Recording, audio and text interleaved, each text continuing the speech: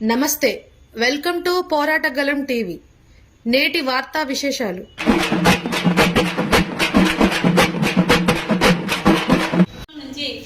విలేజ్లో పేరెంట్స్కి మేము అవేర్నెస్ ప్రోగ్రామ్స్ చేశాము. అదేవిధంగా మత పెద్దలకు, కాలేజ్ పాస్టర్స్కి వాళ్ళకి మేము అవేర్నెస్ ట్రైనింగ్ ప్రోగ్రామ్స్ ఇచ్చాము. అదేవిధంగా స్టూడెంట్స్కి స్కూల్స్లో కూడా మేము అవేర్నెస్ ప్రోగ్రామ్స్ చేసాము. దీని గురించి ఆన్లైన్ చైల్డ్ సెక్సువల్ ఎక్స్‌ప్లాయిటేషన్ మీదనే చాలా స్కూల్స్లో మేము అవేర్నెస్ ప్రోగ్రామ్స్ చేసాము.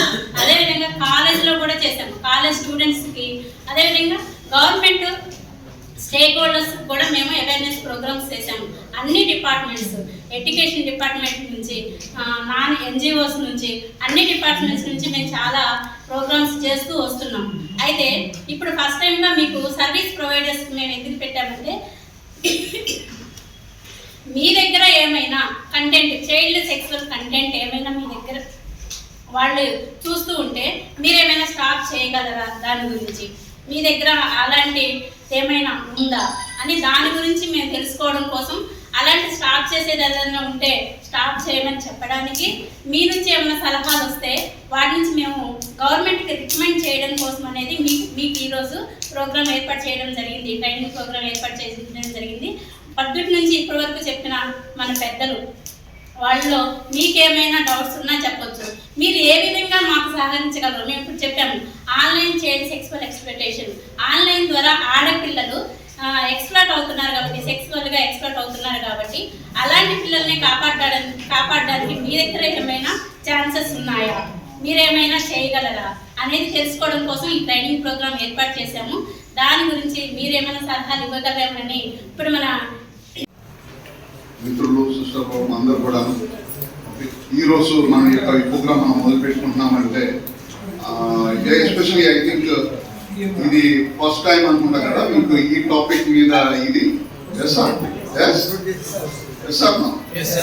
First time, right?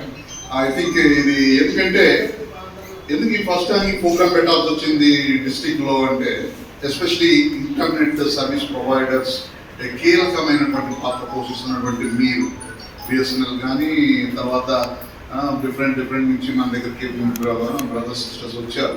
ఇది ఎందుకు పెడుతున్నామంటే, ముఖ్యంగా ఉద్దేశము ఈ అబ్యూస్ అనేది, పిల్లల మీద అబ్యూస్ అనేది, పిల్లల విక్టిమ్ అయినటువంటి వాళ్ళని ఎన్ని చూస్తూ ఉంటే, ఈ యొక్క పిల్లల పైన జరుగుతున్నటువంటి వైలేషన్స్ వాటి యొక్క రూపాలు మారుతూ వస్తూ సస్టైన్ అవుతూ ఉన్నాయి. ఒకప్పుడు మనకి ఏముండేవి, చైల్డ్ మ్యారేజెస్ ఉండేవి, చైల్డ్ లేబర్ ఉండేవాళ్ళు, తర్వాత రాను చైల్డ్ ట్రాఫికింగ్, ఓకే, తర్వాత డ్రాప్అవుట్ రేట్స్ కూడా ఉండేవి. అవన్నీ కూడా దానికి తగ్గట్టుగా మనం మలుసుకుంటూ ఇలాంటి కార్యక్రమాలు ఎన్నో చేసుకుంటూ వస్తున్నాం. ఇది గవర్నమెంట్ సహకారంతో, గవర్నమెంట్ తర్వాత ఎన్జిఓస్, నాన్ గవర్నమెంట్ ఆర్గనైజేషన్స్ ఇవన్నీ చేసుకుంటూ వస్తున్నాం. రూపాలు మారుతూ వస్తాయి. కానీ ఇప్పుడున్నటువంటి రూపం ఏంటంటే, ఇది యొక్క కోవిడ్ టైంలో ఎక్కువ బయటకు వస్తున్నటువంటిది ఇంటర్నెట్ యూసేజ్ ద్వారా, ఓకే, ఏమేమి అగత్యాలు, ఏమేమి నేరాలు జరుగుతున్నాయి. ఇంటర్నెట్ మంచిది కాదా అంటే చాలా మంచిది. ఓకే, కత్తికి ఒక పక్కన మంచి పదును ఉంది, ఇంకొక పక్కన కూడా పదును ఉంది దానికి కూడా. ఓకే, ఐ థింక్ ఇంటర్నెట్ ద్వారా చాలా ఉపయోగాలు ఉన్నాయి.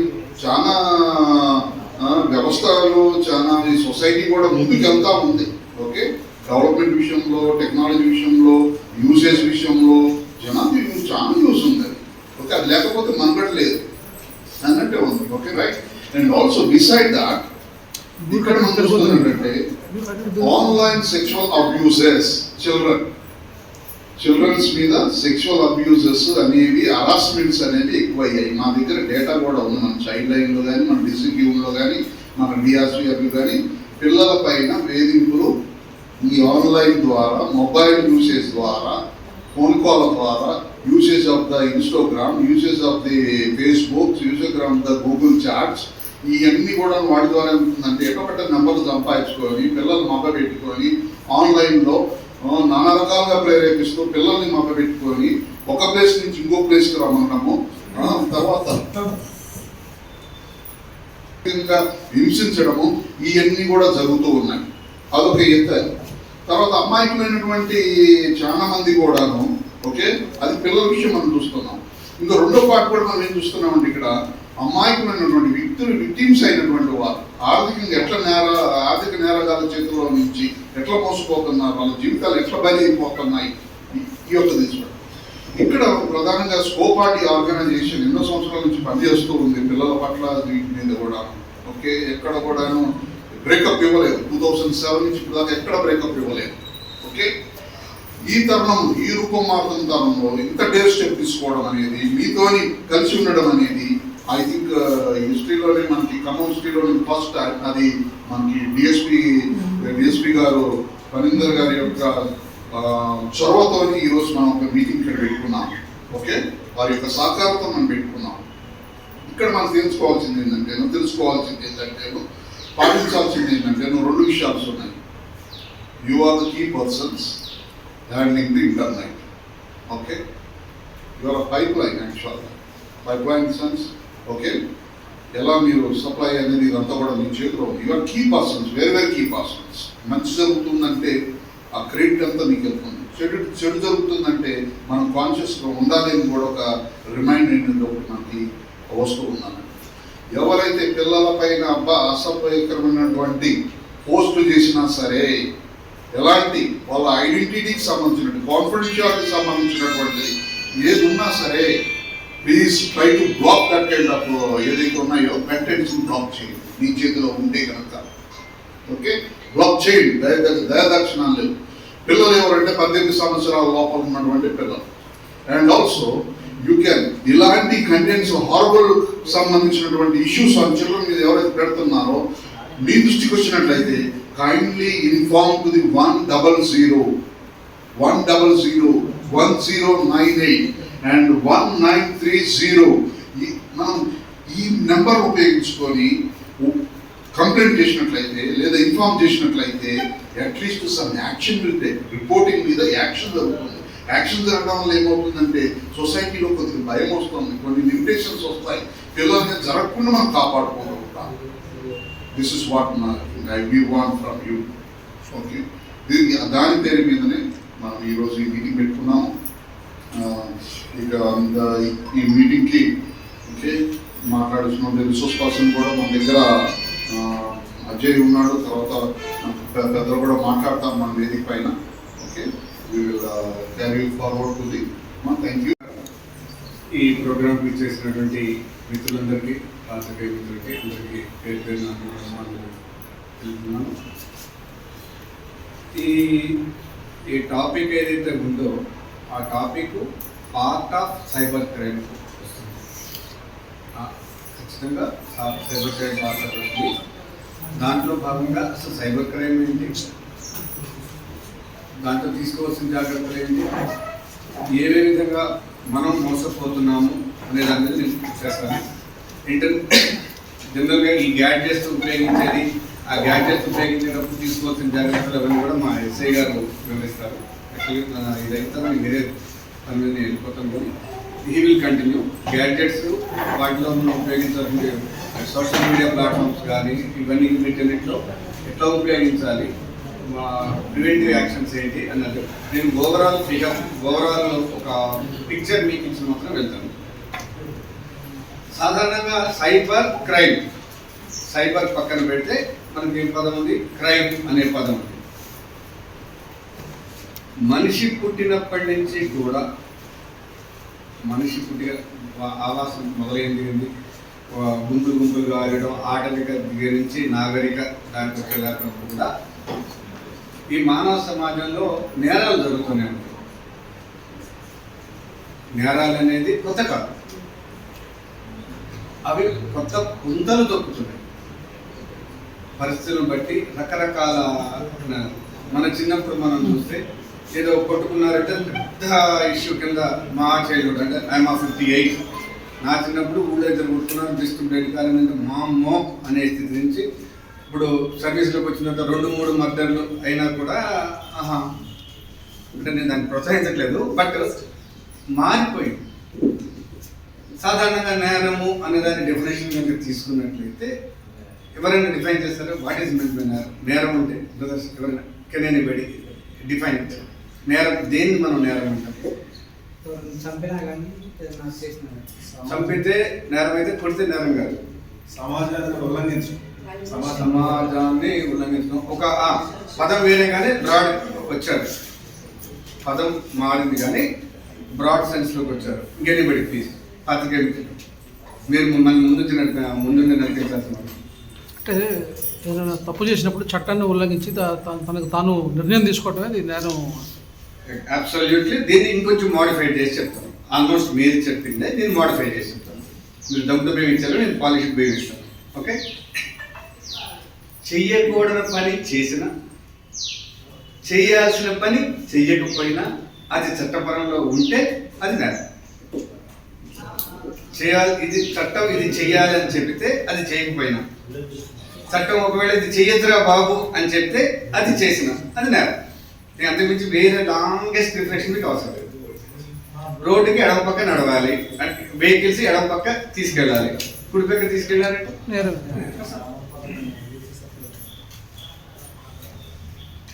అట్లాగే కొన్ని ఏమిటంటే మోరల్కి సంబంధించిన ఉంటాయి. పక్కవాడిని ప్రేమించాలి, ఇవేమో చట్టపరంగా చేసేది. కొన్ని మోరల్ వాల్యూస్తో చేసే ఉంటాయి, అవి కూడా నేరాలు. పక్కవాడిని అనవసరంగా దూషించడం కానివ్వండి, పక్కవాడితో అపవాదం, అవి మోరాలిటీలోకి వచ్చేటువంటి నేరాలు. ఒక పేపర్ మీద లాలో రాకపోవచ్చు, బట్ మోరల్లీ కొన్ని కూడా మోరల్ వాల్యూస్ కూడా యాడ్ చేస్తూ చేయకూడదు చేసిన, చట్టపరంగా కానీ మోరల్ వాల్యూస్లో కానీ చేయకూడదు చేసిన, చేయాల్సింది చేయకపోయినా దట్ ఈస్ నేరం. సాధారణంగా ఫస్ట్ నుంచి చూసుకుంటే ఏమడేది కొట్టడం, హత్య చేయటం, కొన్ని సందర్భాల్లో రేప్ కేసెస్, మానభంగాలు చేయటం. గతంలో చూస్తే దారి దోపిడీలు, ఇంట్లో దొంగతనం, రకరకాల ఇంట్లో దొంగతనం కానీ డిఫరెంట్. ఇవి సాధారణమైనటువంటి నేరాల్లోకి వచ్చాయి. కానీ ప్రస్తుత ట్రెండ్లో ఏమైందంటే ఏది చూసినా మీరు చూడండి, దొంగతనం చేశాము, రోడ్ యాక్సిడెంట్ చేశాము, ఒకరిని చంపాము, దీంట్లో ఏది చూసినా ఆ బాధితుడు నిందితుడు ఒక ప్లేస్లో ఉంటాడు. నేను యాక్సిడెంట్ చేశాను, నేను కానీ నా వెహికల్, ఆ ఇంజుర్డ్ ఒక ప్లేస్లో ఉంటారా లేదా, ఏదో ఒకటి గుద్దుకుంటారు కదా యాక్సిడెంట్, సో వాళ్ళు అక్కడ ఉంటారు. దొంగతనం జరిగిందంటే ఆ ప్రాపర్టీ ఉన్న ప్లేస్కి వీడు వెళ్ళి దాన్ని పట్టుకోవడం. అంటే ఎక్కడైతే నేరస్థలం జరుగుతుందో అనుకుంటున్నామో నేరస్థలంలో బాధితుడు నిందితుడు ఉండాల్సినప్పుడే నేరాలు ఏర్పడతాయి. కొట్టేవాడు ఉండాలి, దెబ్బలు తినేవాడు ఉండాలి. ఇక్కడి నుంచి అయితే అక్కడ కొట్టలేం కదా, అమెరికాలో ఉన్నది కొట్టలేం కదా, కొట్టగలమా?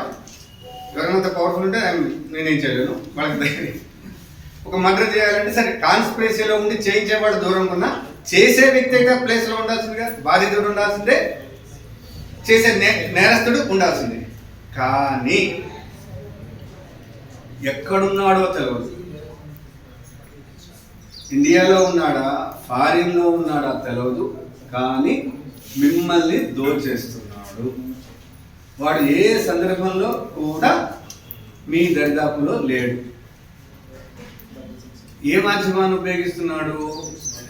ఇంటర్నెట్ అనే దాంట్లో చేసుకుంటూ ఈ అఫెన్స్ చేస్తున్నాడు. కాబట్టి దీనికి సపరేట్గా సైబర్ క్రైమ్ అనేది పెట్టాడు. ఈ సైబర్ క్రైమ్లో నిందితుడు ప్లస్ బాధితుడు ఒక ప్లేస్లో ఉండదు. That is the common difference. అదే సింపుల్ డిఫరెన్స్. మా సాధారణ నేరానికి సైబర్ క్రైమ్కి ఉన్నటువంటి తేడా ఏంటంటే మిగతా అన్ని చోట్ల బాధితుడు నిందితుడు ఒక పర్టికులర్ ప్లేస్లో ఉండడం జరుగుతుంది. కానీ సైబర్ క్రైమ్కి వచ్చినప్పుడు బాధితుడు ఎక్కడ ఉంటాడో తెలియదు, నిందితుడు ఎక్కడ ఉంటాడో తెలియదు, మన ఖజానా మాత్రం లూటీ అవ్వదు. ఎందుకు జరుగుతుంది?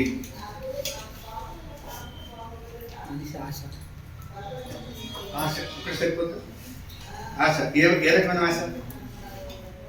Yes, good point, very good point. ఆశ, దురాశ అవన్నీ క్లాసిఫికేషన్స్. ఆశ నుంచి దురాశ.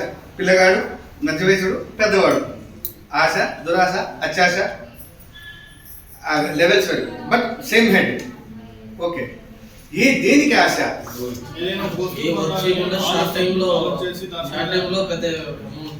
ఈజీ మనీకి అలవాటు పడుతుంది. ఒకసారి మళ్ళీ ఆలోచించండి. ఆశ ఎన్ని రకాలు? ఆర్థిక పరమైనటువంటి ఆశ, శారీరక పరమైనటువంటి ఆశ. ఓన్లీ ఆర్థికమే కాదు, దైహికమైనటువంటి వాంఛ, అది కూడా సైబర్ నేరానికి. మనం డీపీ చూసిన వెంటనే డీపీ చూసేసి అందులో ఫిగర్ చూసేసి ఫాలో అప్ కొట్టడము, లేకపోతే ఫ్రెండ్ రిక్వెస్ట్ పెట్టడము, తర్వాత ఆటోమేటిక్గా ఆశ అనే హెడ్లో చాలా రకాలు ఉన్నాయి. అది ఆర్థికపరమైనది కావచ్చు, వేరే వేరే వేరే ఇతని కావచ్చు. ఒక మేజర్ హెడ్ మాత్రం ఆశ. మనిషికి రెండే రెండు బలహీనతల వల్ల ఈ సైబర్ క్రైమ్ దొరుకుతుంది.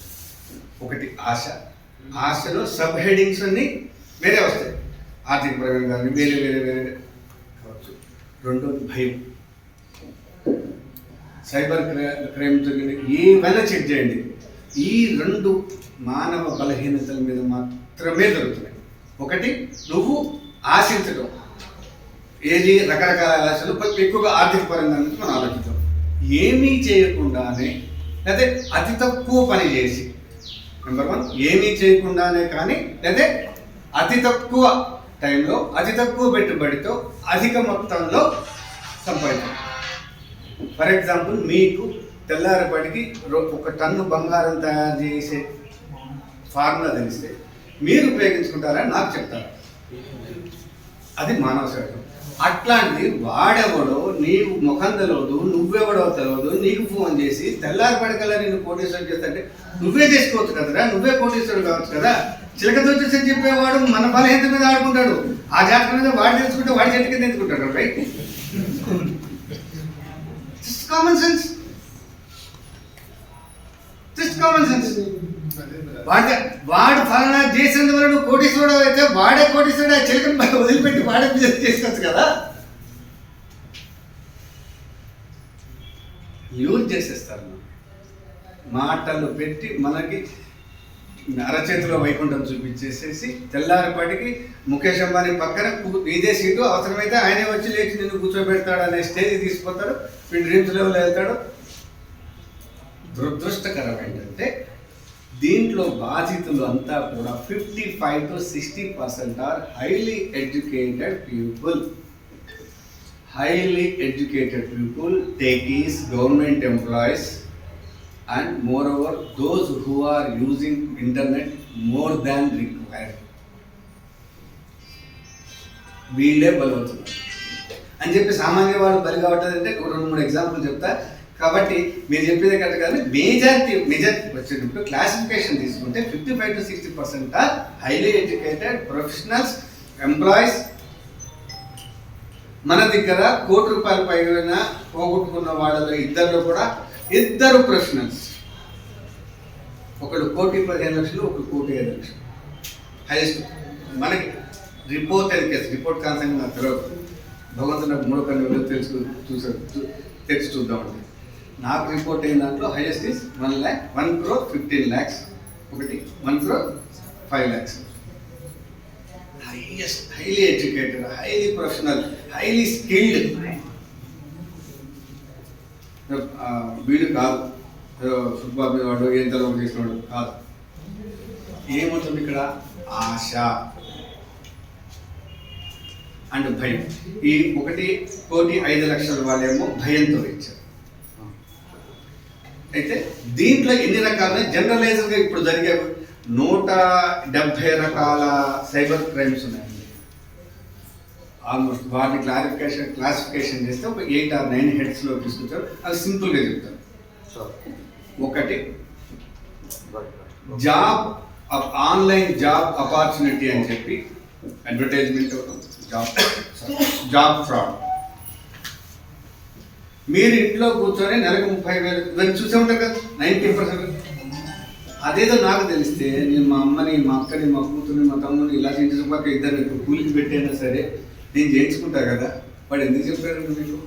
నిజంగా ఎంప్లాయీస్ అవసరమైతే ఎంప్లాయ్మెంట్ నోటిఫికేషన్ ఇచ్చుకుంటాడు. ఒక పెద్ద కంపెనీ ఉందనుకోండి, నోటిఫికేషన్ జారీ చేస్తుంది, సో పోస్టులు ఉన్నాయి, మాకు వాటికి రిక్వైర్మెంట్ ఇది, ఎడ్యుకేషన్ క్వాలిఫికేషన్ ఇది, ఎక్స్పీరియన్స్ ఇది అని జాబ్ యాడ్ ఇస్తుంది కదా.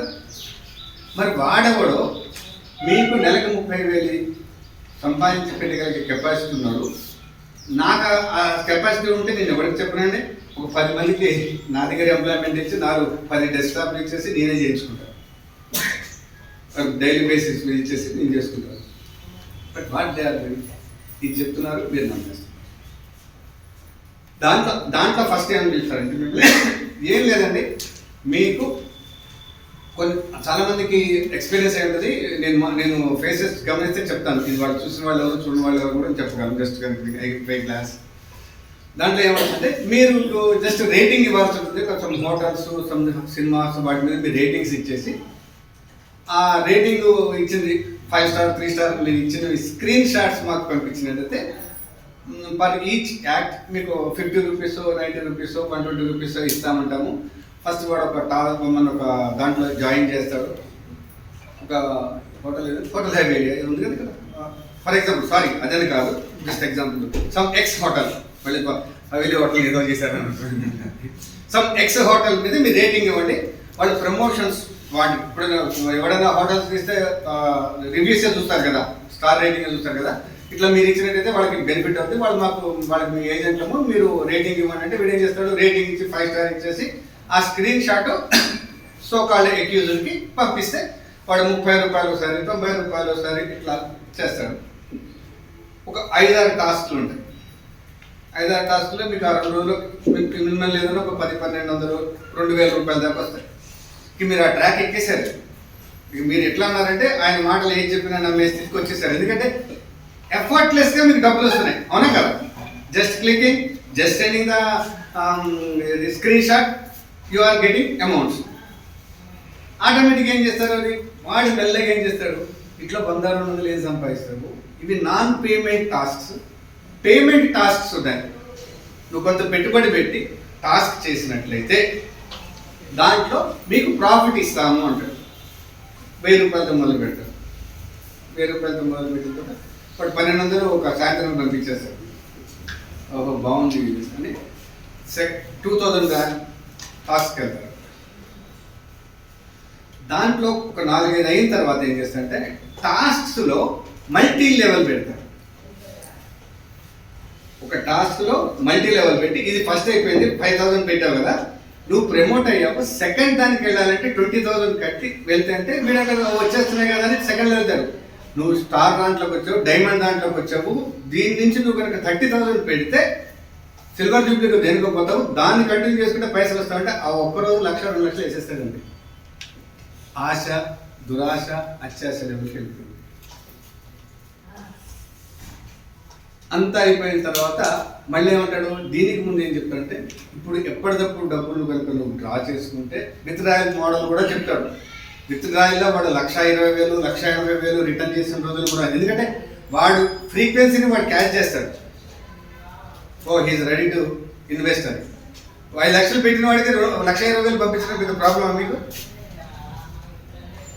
10 లక్షలు పెట్టిన వాడికి 3 లక్షలు రిటర్న్ పంపించడం పెద్ద ప్రాబ్లమా? సేమ్ మనకు 3 లక్షలు రిటర్న్ వచ్చాయిగా ప్రాఫిట్ అనుకుంటాడు, కానీ నాకు ఆల్రెడీ 7 లక్షలు అక్కడ మిగిలిపోయాయని ఆలోచించాడా?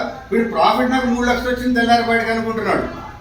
కానీ అరే నీ 10 లక్షల్లోనే 3 లక్షలు రిటర్న్ పంపించాడని నమ్మే ఆలోచించే స్థాయి కోల్పోయాడు అప్పటికి. ఎందుకంటే వాడిని మెంటల్గా అవతల వాడు గెయిన్ చేసేసాడు. అప్పుడేమవుతుంది, మీరు ఇట్లా ఏ రోజు కారో చేసుకుంటే మీకు తక్కువ పడతాయి అంటాడు. ఇవన్నీ ఏం చేస్తాడు, మన రెగ్యులర్ బ్యాంక్ అకౌంట్స్లో కొన్ని చూపిస్తాడు. చూపించిన తర్వాత ఏమంటాడు, ఏమంటే మీ ప్రాఫిట్స్ 20 lakhs పైన దాటాయి, మీ రెగ్యులర్ అకౌంట్ అయితే మీకు ఇన్కమ్ ట్యాక్స్ ప్రాబ్లం వస్తుంది, మరి మీ ఇష్టం 30% 40% కట్ అవుతాయి, దానికన్నా బెటర్ నేను మీకు ఐడియా ఇస్తాను, వర్చువల్ అకౌంట్ ఓపెన్ చేద్దాము, మీరు ఫైనల్గా విత్డ్రా చేసుకున్నప్పుడు టక్మని చేసుకోవచ్చు, మీకు ఏం ప్రాబ్లం ఉందంటే అసలు వర్చువల్ అకౌంట్ అంటే ఏంటో కూడా తెలుసుకోకుండా, అది ఉంటుందా లేదా అని తెలుసుకోకుండా ఓకే అంటాడు. ఓకే అన్న దగ్గర నుంచి వీడు 30 లక్షలు పెడితే సాయంత్రం కల్లా 36 లక్షల రూపాయలు ప్రాఫిట్ చూపిస్తాడు. దాంట్లో మన బ్యాలెన్స్ 36 లక్షలు చూపిస్తాడు. వీడు ముందే ఏమంటాడు, ఏ రోజు ఆ రోజు తీసుకోవద్దు, ఒక సమ్ అమౌంట్ అయిన తర్వాత ఒక వారం తర్వాత తీసుకుంటే మీకు హై లెవెల్కి ఉంటారని అన్నారు కదా, అది మనసులో ఉంటుంది. వీడు విత్డ్రాయల్ మూడ్లో ఉన్నాడు. ఇవాళ 20 lakhs అయిపోయింది కదా, రేపు ఇంకో 10 lakhs. వీడు క్లెవర్గా ఏం చేస్తాడు తెలుసా, ఎప్పుడు కూడా ఒకసారి 10 లక్షలు అన్నాడు అనుకోండి, తెల్లారి 30,000 పంపించంటాడు. లేదు ఇవాళ బిడ్డింగ్ ఇదే ఉంది అంటారు. మీరేమంటారు, ఓహో నిజమే వాడు నిజంగా మోసం చేసినట్టయితే నిన్న 10 లక్షలు తీసుకున్నాడు, వాడు 15 లక్షలు అడగాలి కదా, వీళ్ళు 30,000 ఎందుకు కొడుతున్నాడు, 1,50,000 ఎందుకు? పర్ఫెక్ట్ ఇంకోటి ఏమంటారంటే దీంట్లోనే స్టాక్స్ లో పెడుతున్నాం అని చెప్పి 9,03,660 రూపాయలు పంపించండి అంటారు. ఆ స్టాక్స్ వచ్చింది ఆ బిల్లులే. కాబట్టి ఇదే అన్ని జీరోలు కాదు, రౌండ్ ఫిగర్ కాదు, ఇంత పర్ఫెక్ట్ చెప్తున్నాడు అనేసరికి ఏం చేస్తారు, మీరు బ్లైండ్ గా నమ్ముతారు. ఇది ట్రాప్ లో ఒక పార్ట్, ఒక ఫ్లక్చువేషన్స్ చూపిస్తూ మనని నమ్మిస్తాడు. మనం ఒక 30 లక్షలు 40 లక్షలు అయిన తర్వాత వారం అయిన తర్వాత విత్ డ్రాయల్ మొదలు పెడితే వాడు అక్కడ కూడా మోసం చేస్తాడు. ఏమనంటే దీంట్లో 1/3 కడితే మీకు మొత్తం అది ఇది కలిపి మొత్తం 1/3 మళ్ళీ పంపించడానికి 1/3 కట్ చేసుకొని పంపించు కదా. మీ ఆయన దగ్గర 10,000 అప్పు తీసుకున్నాను, అంతకుముందు ఆయనకి 1,000 రూపాయలు ఇవ్వాలి, మళ్ళీ రిటర్న్ ఇవ్వాలంటే 9,000 ఇస్తే సరిపోతుంది కదా. మళ్ళీ 10,000 ఇచ్చి మళ్ళీ 1,000 రూపాయలు తీసుకోవడం అవసరం లేదు కదా క్యాలిక్యులేషన్లో. 1/3 ట్యాక్స్ రూపాయలు కట్టాలంటే 1/3 కట్ చేసుకొని ఇవ్వచ్చు కదా. కాదు, 1/3 కట్టాలని చెప్పి అది కూడా ట్రాప్ అయి వీళ్ళు కట్టిన తర్వాత ఇక వాడు చాప్టర్ క్లోజ్. వీడు విత్ డ్రాయల్ ఫామ్ 1 2 సార్లు ఎప్పుడైతే పెడతాడో అప్పుడు ఏమవుతుంది, వీడు చెప్పిన లింకులన్నీ క్లోజ్ అయిపోతాయి, వాడి వాట్సాప్ గ్రూప్ క్లోజ్ అయిపోద్ది, వాడి వాట్సాప్ నెంబర్ క్లోజ్ అయిపోద్ది, వాడి రెగ్యులర్ నెంబర్ క్లోజ్ అయిపోద్ది. ఆశతోటి జరిగినటువంటి నష్టాలు. దీంట్లో జాబ్ ఫ్రాడ్ ఉంది.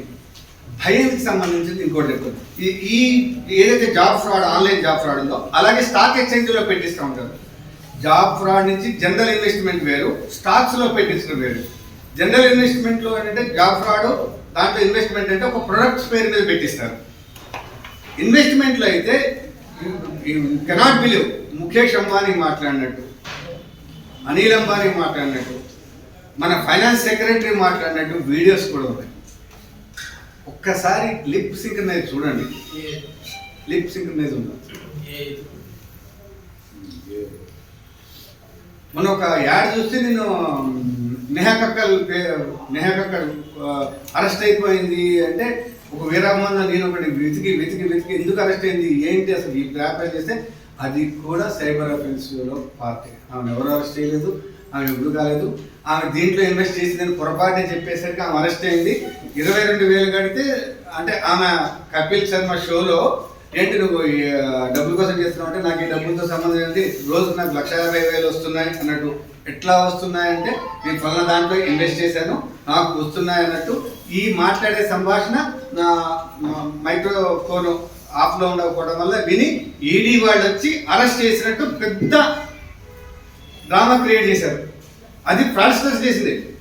ఈవెన్ నేను అరే ఆమె ఎందుకు అరెస్ట్ చేశారు, ఇది ప్రొసెస్ అంటే అందులో అంబానీ సపోర్ట్ చేసినట్టు దాంట్లో ఏం చూస్తే ఓరు నాయన ఎంత పకడ్బందీ చేశారంటే ఆర్డినరీ పర్సన్ అనేది ఈజీగా ట్రాప్ అయ్యింది, అంత ట్రాప్ అయింది.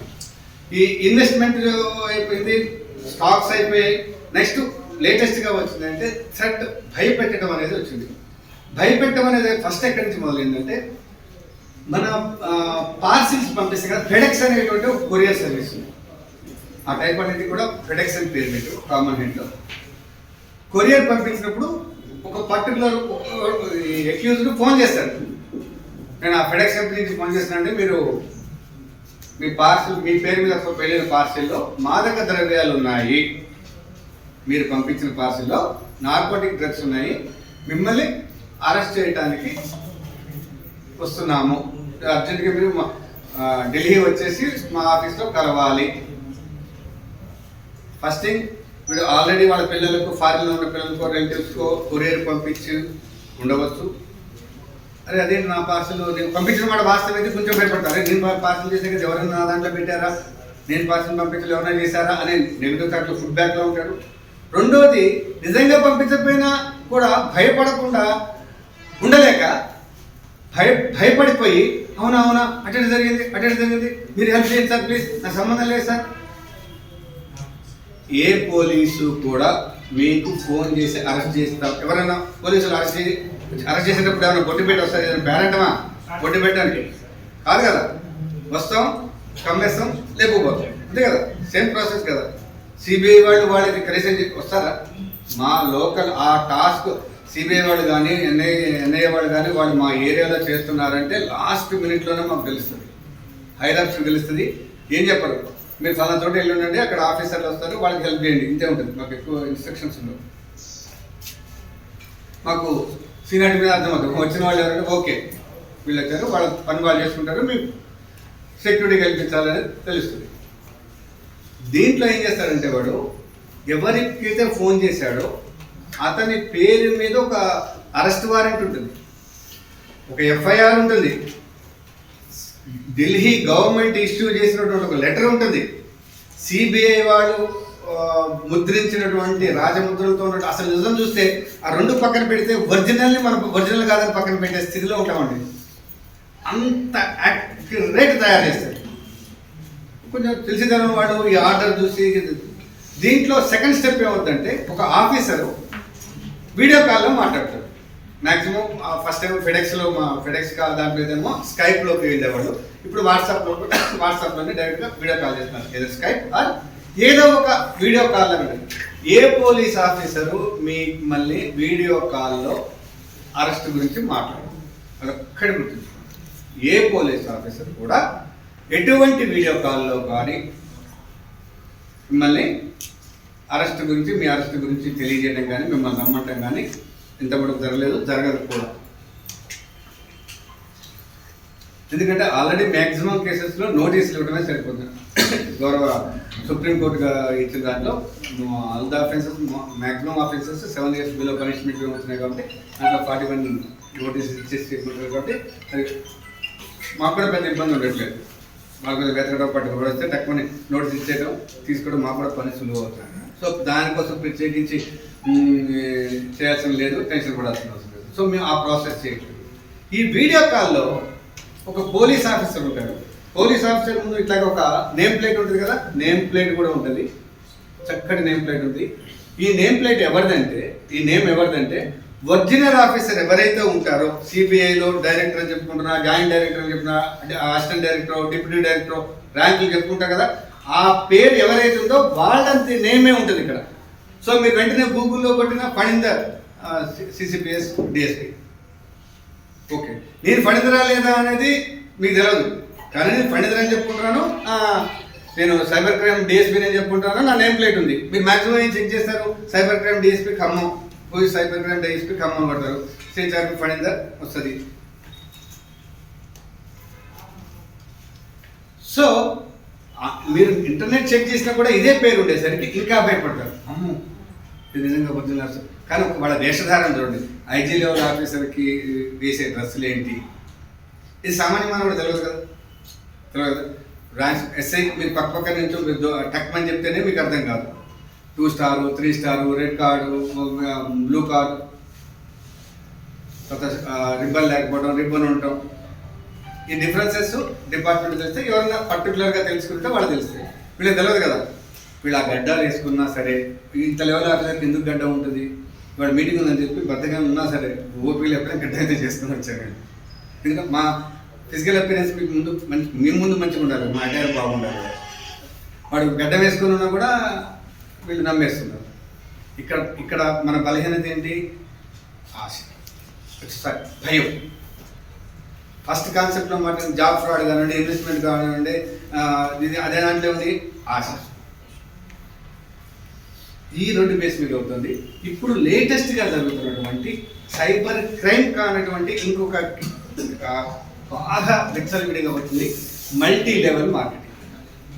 గొలుసు కట్టు ఉంది కదా, దయచేసి పాత్రికేయులు చేస్తున్నాను, దీన్ని ఎక్స్పోజ్ చేయండి. ఇవాళ రేపు పల్లెటూళ్ళలో కూడా ఎంత దారుణంగా ఏంటంటే గొలుసు కట్టు బిజినెస్ అనేది అతి భయంకరంగా అయిపోయింది. ఆ బిజినెస్ అనేది చట్టపరమైందా చట్టపరం కాదా అంటే పూర్తిగా ఏమి ఎక్కువ డీప్గా ఆలోచించక్కర్లేండి. ఎవరైనా సభ్యత్వం తీసుకున్న వాళ్ళు, ఎవరైనా సభ్యత్వం, అది ఏ స్కీమ్ అయినా కాదండి, సభ్యులుగా చేరిన వ్యక్తి వేరే వాళ్ళని సభ్యులుగా చేర్చడం ద్వారా లబ్ధి పొందితే, నేను ఒక సభ్యుడిగా చేరినంత మాత్రం నాకు లబ్ధి వస్తే కాదనట్లేదు, ఏదో బెనిఫిషియరీ ప్రోగ్రామ్ ఉంటుంది. కానీ నాకెప్పుడు లబ్ధి వస్తుందంటే నేను ఈ ముగ్గురినో ఈ నలుగురినో చేర్చడం ద్వారా మాత్రమే నాకు లబ్ధి వస్తుంది అంటే అది లాఫుల్ కాదు. బ్లైండ్ గుర్తుంచుకోండి. అది ఏ రకమైన బిజినెస్ కానివ్వండి, ఒక సభ్యుడిగా నాకు మాత్రమే నేను మాత్రమే చేరితే వచ్చే లబ్ధి కాకుండా నేను మిగతా వాళ్ళని చేర్పించడం ద్వారా మాత్రమే నాకు అధిక మొత్తంలో వస్తుంది అంటే అది చట్టబద్ధమైనటువంటి కానే కాదు. మీరు ప్రత్యేకించి ఆ కంపెనీ సార్ ఈ కంపెనీ సార్ పేర్లు అనట్లేదు. నేను అడిగిన డిప్రెషన్లో ఉంటే ఇక దానికి బ్లైండ్ కలవచ్చు. ఒక చిన్న ఉదాహరణ రేపు చెప్తున్నాను. ఈ మధ్య ఒక ఊళ్ళో సాక్షిపేపర్లో ఒక వచ్చింది, దాన్ని ఎంక్వైరీ మీరు బయట తర్వాత ఎంక్వైరీ చేసుకోండి. ఒక పర్టికులర్ ఆర్గనైజేషన్ సభ్యులు చేర్చుకుంటారు. అది చాలా దాన గుణం ఉన్నటువంటి ఆర్గనైజేషన్. అసలు మామూలుగా దానకరుడు ముందు పుట్టబట్టి దానకరుడు కానీ లేకపోతే వీళ్ళ పేరు పెట్టాల్సి వచ్చేదేమో అనిపించింది నాకు. దాంట్లో సభ్యత్వ రుసుముగా 500 ప్లస్ 2000 2500 కడితే అందులో సభ్యత్వ రుసుముగా 500 తీసుకొని మిగతా 2000 రూపాయలకి 1000 రూపాయలు క్యాష్, 1000 రూపాయలు ఇంటి సామాను నెల ఇస్తారట. ఫస్ట్ ఇందాక నేను అన్నా చూసారు 1/3 కట్ చేసుకొని వస్తుంది కదా. ఇప్పుడు నాకు 1000 రూపాయలు రిటర్న్ ఇచ్చేటప్పుడు 2500 ఎందుకు కట్టించుకోవడం? 1500 కట్టించుకోవచ్చు కదా. This logic. నేను కట్టినప్పుడు నాకే ఇస్తున్నా అన్నప్పుడు ఫస్ట్ నాకు 2500 కట్టించుకోవడం ఎందుకు? ఫస్ట్ నెల 1500 కట్టించుకోవచ్చు. ఎట్లా 1000 రూపాయలు నాకు ఇస్తున్నావు కదా. రైట్? మరి ఎందుకు ఆలోచించట్లేదు మీరు? అసలే జ్ఞానం లేని నాబోటుడే ఆలోచిస్తుంటే మీరు జ్ఞానవంతులు మీరు ఎందుకు ఆలోచించలేకపోతున్నారు నాకు అర్థం కాదు. అట్లా 8 నెలలు ఇస్తుంటే వాళ్ళకి ఫండ్స్ ఎక్కడవి? టీ తాగితే పక్కోడి టీకి పోయించలేని పరిస్థితుల్లో, పక్కోడు టీ తాగితే మనకి తలకాయ తిప్పుకొని వెళ్ళిపోతున్న 10 రూపాయలు కట్టకుండా వెళ్ళిపోతున్న రోజుల్లో ఎవరో వచ్చి మీకు నెల 1000 రూపాయల సామాను 1000 రూపాయల క్యాష్ ఇవ్వటం అనేది సంభవమా? తర్వాత మేము అక్కడికి వెళ్ళి ఎంక్వైరీ చేసి వచ్చామంటే పెద్దలు ఫోన్ చేసి అది లీగలే కదా, మీరు ఇంటర్ఫియర్ చేసి ఏంటి పేరు చెప్తే మళ్ళీ ఇదిలేండి. చిన్న లాజిక్ కదా. ఫస్ట్ నెలలో నీ 2500 కడితే 1000 రూపాయలు ఇతర ఇస్తున్నావు కదా. 2500 కట్టించుకోవడం 1500 కట్టించుకో. If you are service oriented ఆడపిల్ల కట్టించుకుని మళ్ళీ నాకు రైతు ఇవ్వండి. దీంట్లో లోతుగా పోతే నేను కడితే కాదు, నేను 10 మందిని చేయాలి. దానికి నేను చేయడానికి మొత్తం నేను 140 మందిని కనుక చేర్చినట్లయితే 140 మందిని చేర్చినట్లయితే నెల 20,000 రూపాయలు నాకు వస్తుంది. నువ్వు పక్కోడు సొమ్ము తీసుకొచ్చి నాకు ఇవ్వడం ఏంటంటే ఇది ఎక్కడ సేవ?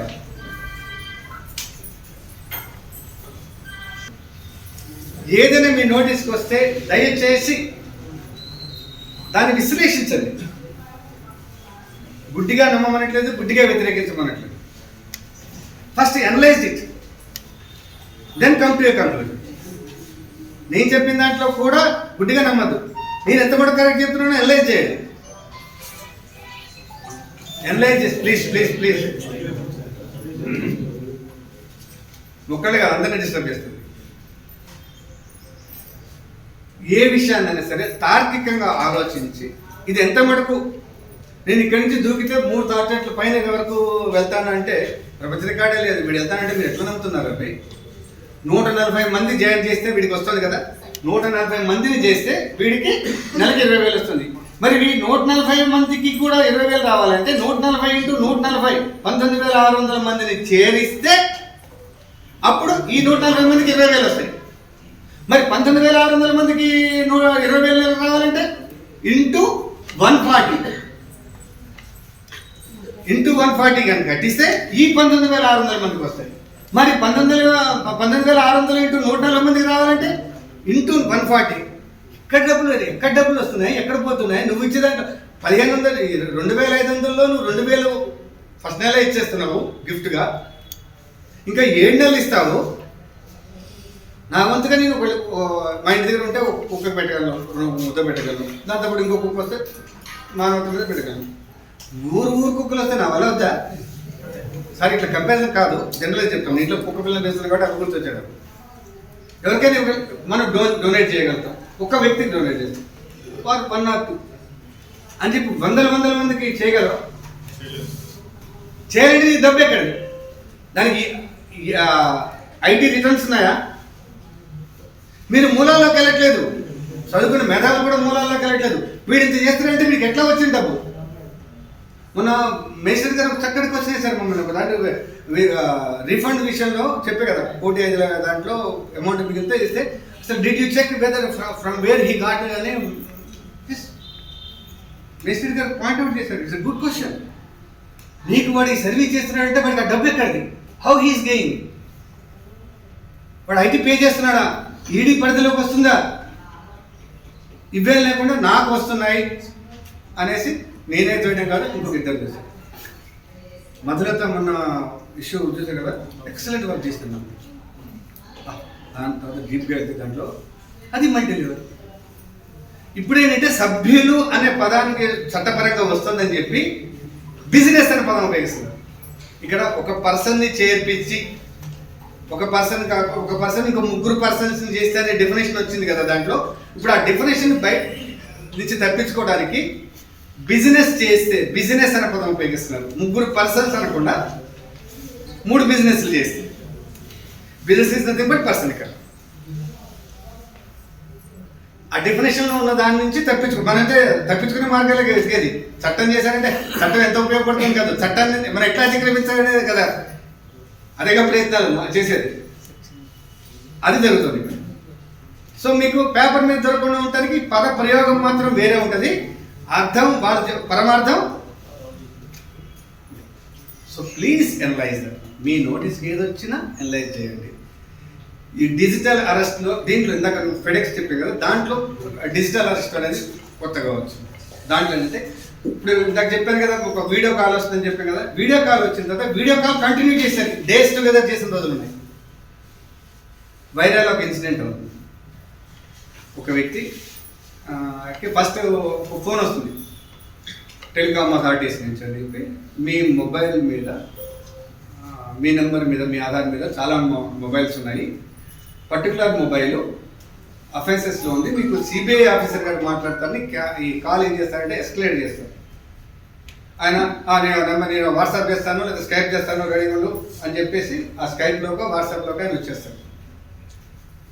చెప్పే కదా సెట్టింగ్, అదంతా సెట్టింగ్ ఉంటుంది. పక్క సేమ్ పోలీస్ స్టేషన్లో సెట్ వినిపించినట్టు లాకప్లో అరుపులు ఎంత అంటే మా ఒరిజినల్ పోలీస్ స్టేషన్లో లేని సెటప్లన్నీ అందులో ఉంటాయి. ఎప్పుడైనా సరే ఒరిజినల్ కల్లా డూప్లికేట్ అందంగా ఉంటుంది. కవరేజ్ సేమ్ ఇక్కడ కూడా. మాకు కూడా తెలుసు మా పోలీస్ స్టేషన్లో ఎన్ని ఫెసిలిటీస్ ఉంటాయని. సేమ్ అట్మాస్ఫియర్ సృష్టిస్తారు వాళ్ళు అక్కడ. మధ్యలో వీడి కోసం వాడు బతిలాడుతున్నట్టు, వీడు లేదు చాలా సీరియస్ కేసు ఎట్లా ప్లాన్ చేస్తాడు, నీకు పని బుద్ధి లేదని వీళ్ళు ఘర్షణ చేస్తున్నట్టు వీళ్ళు ఇవన్నీ మనం వింటున్నట్టుగానే మాట్లాడతారు వాడు. नहीं साहब इसके बाद सर मैं इंक्वायर करा साहब ये चल प्रिपेयर इसमें 3 केसेस है, सवाल नहीं इसको अरेस्ट करना అని ఆయనతో మాట్లాడుతున్నాడు. ఇక్కడ వీడికి లెవెల్స్ పెంచుతారు, భయం లెవెల్స్ అనేవి పెరుగుతూ ఉంటాయి. అయిపోయిన తర్వాత వాళ్ళ వీడియో ఆఫ్ చేసేస్తారు, మన వీడియో ఆన్లో ఉంటుంది. వైరల్ ఒక వ్యక్తిని ఇవాళ మార్నింగ్ నుంచి మొదలుపెట్టి రేపు మార్నింగ్ దాకా నడిచింది. రేపు మార్నింగ్ ఏం చెప్తారంటే, నీవు ఎంక్వైరీ చేసాము, మా ఆఫీసర్ కూడా చెప్తున్నాడు కాబట్టి నీ దగ్గర ఏ డబ్బులు ఉన్నాయో పంపించు, డబ్బుల్ని చెక్ చేస్తాను. సేమ్ జరిగింది. మీకు నవ్వొచ్చింది కానీ స్టేజ్ మీద అయితే బాగోదు. సేమ్ ఇదే పదం ఉపయోగించారు. మీ డబ్బులు పంపించండి, చెక్ చేసి పంపిస్తాం. అకౌంట్లో చెక్ చేస్తారా, డబ్బులు చెక్ చేస్తారండి, ట్రాన్సాక్షన్ డీటెయిల్స్ చెక్ చేస్తాం కదా. వాళ్ళ ఉన్న 100 రూపాయల నోటు నా దగ్గర రేపు ఎందుకు ఉంటుంది? నా 100 రూపాయల నోటు చెక్ చేస్తారంటే అది మీనింగ్లెస్ కదా. కానీ వీళ్ళు అప్పటికే ఒకటేంటంటే ఒక దొరికింది కదా, ఒక ఛాన్స్, తప్పించుకోవడానికి ఛాన్స్ దొరికింది, నమ్మయ్య నేను బయటపడతాను అనే దాంట్లో వాళ్ళు ఏది చెప్పినా వినేస్తాం. మనం ఒక అవకాశం ఇచ్చారు మనకి. అక్కడికి వెళ్తే ఏమొద్దు, అరెస్ట్ చేస్తారేమో, ఇదంతా వద్దు. ఒకసారి నా ఇన్నోసెన్స్, నా మంచితనాన్ని నేను నిరూపించుకుందాం అనే క్రమంలో ఇది చేయొచ్చా చేయకూడదు. డబ్బులు చెక్ చేయడం ఏంటండి? డబ్బులు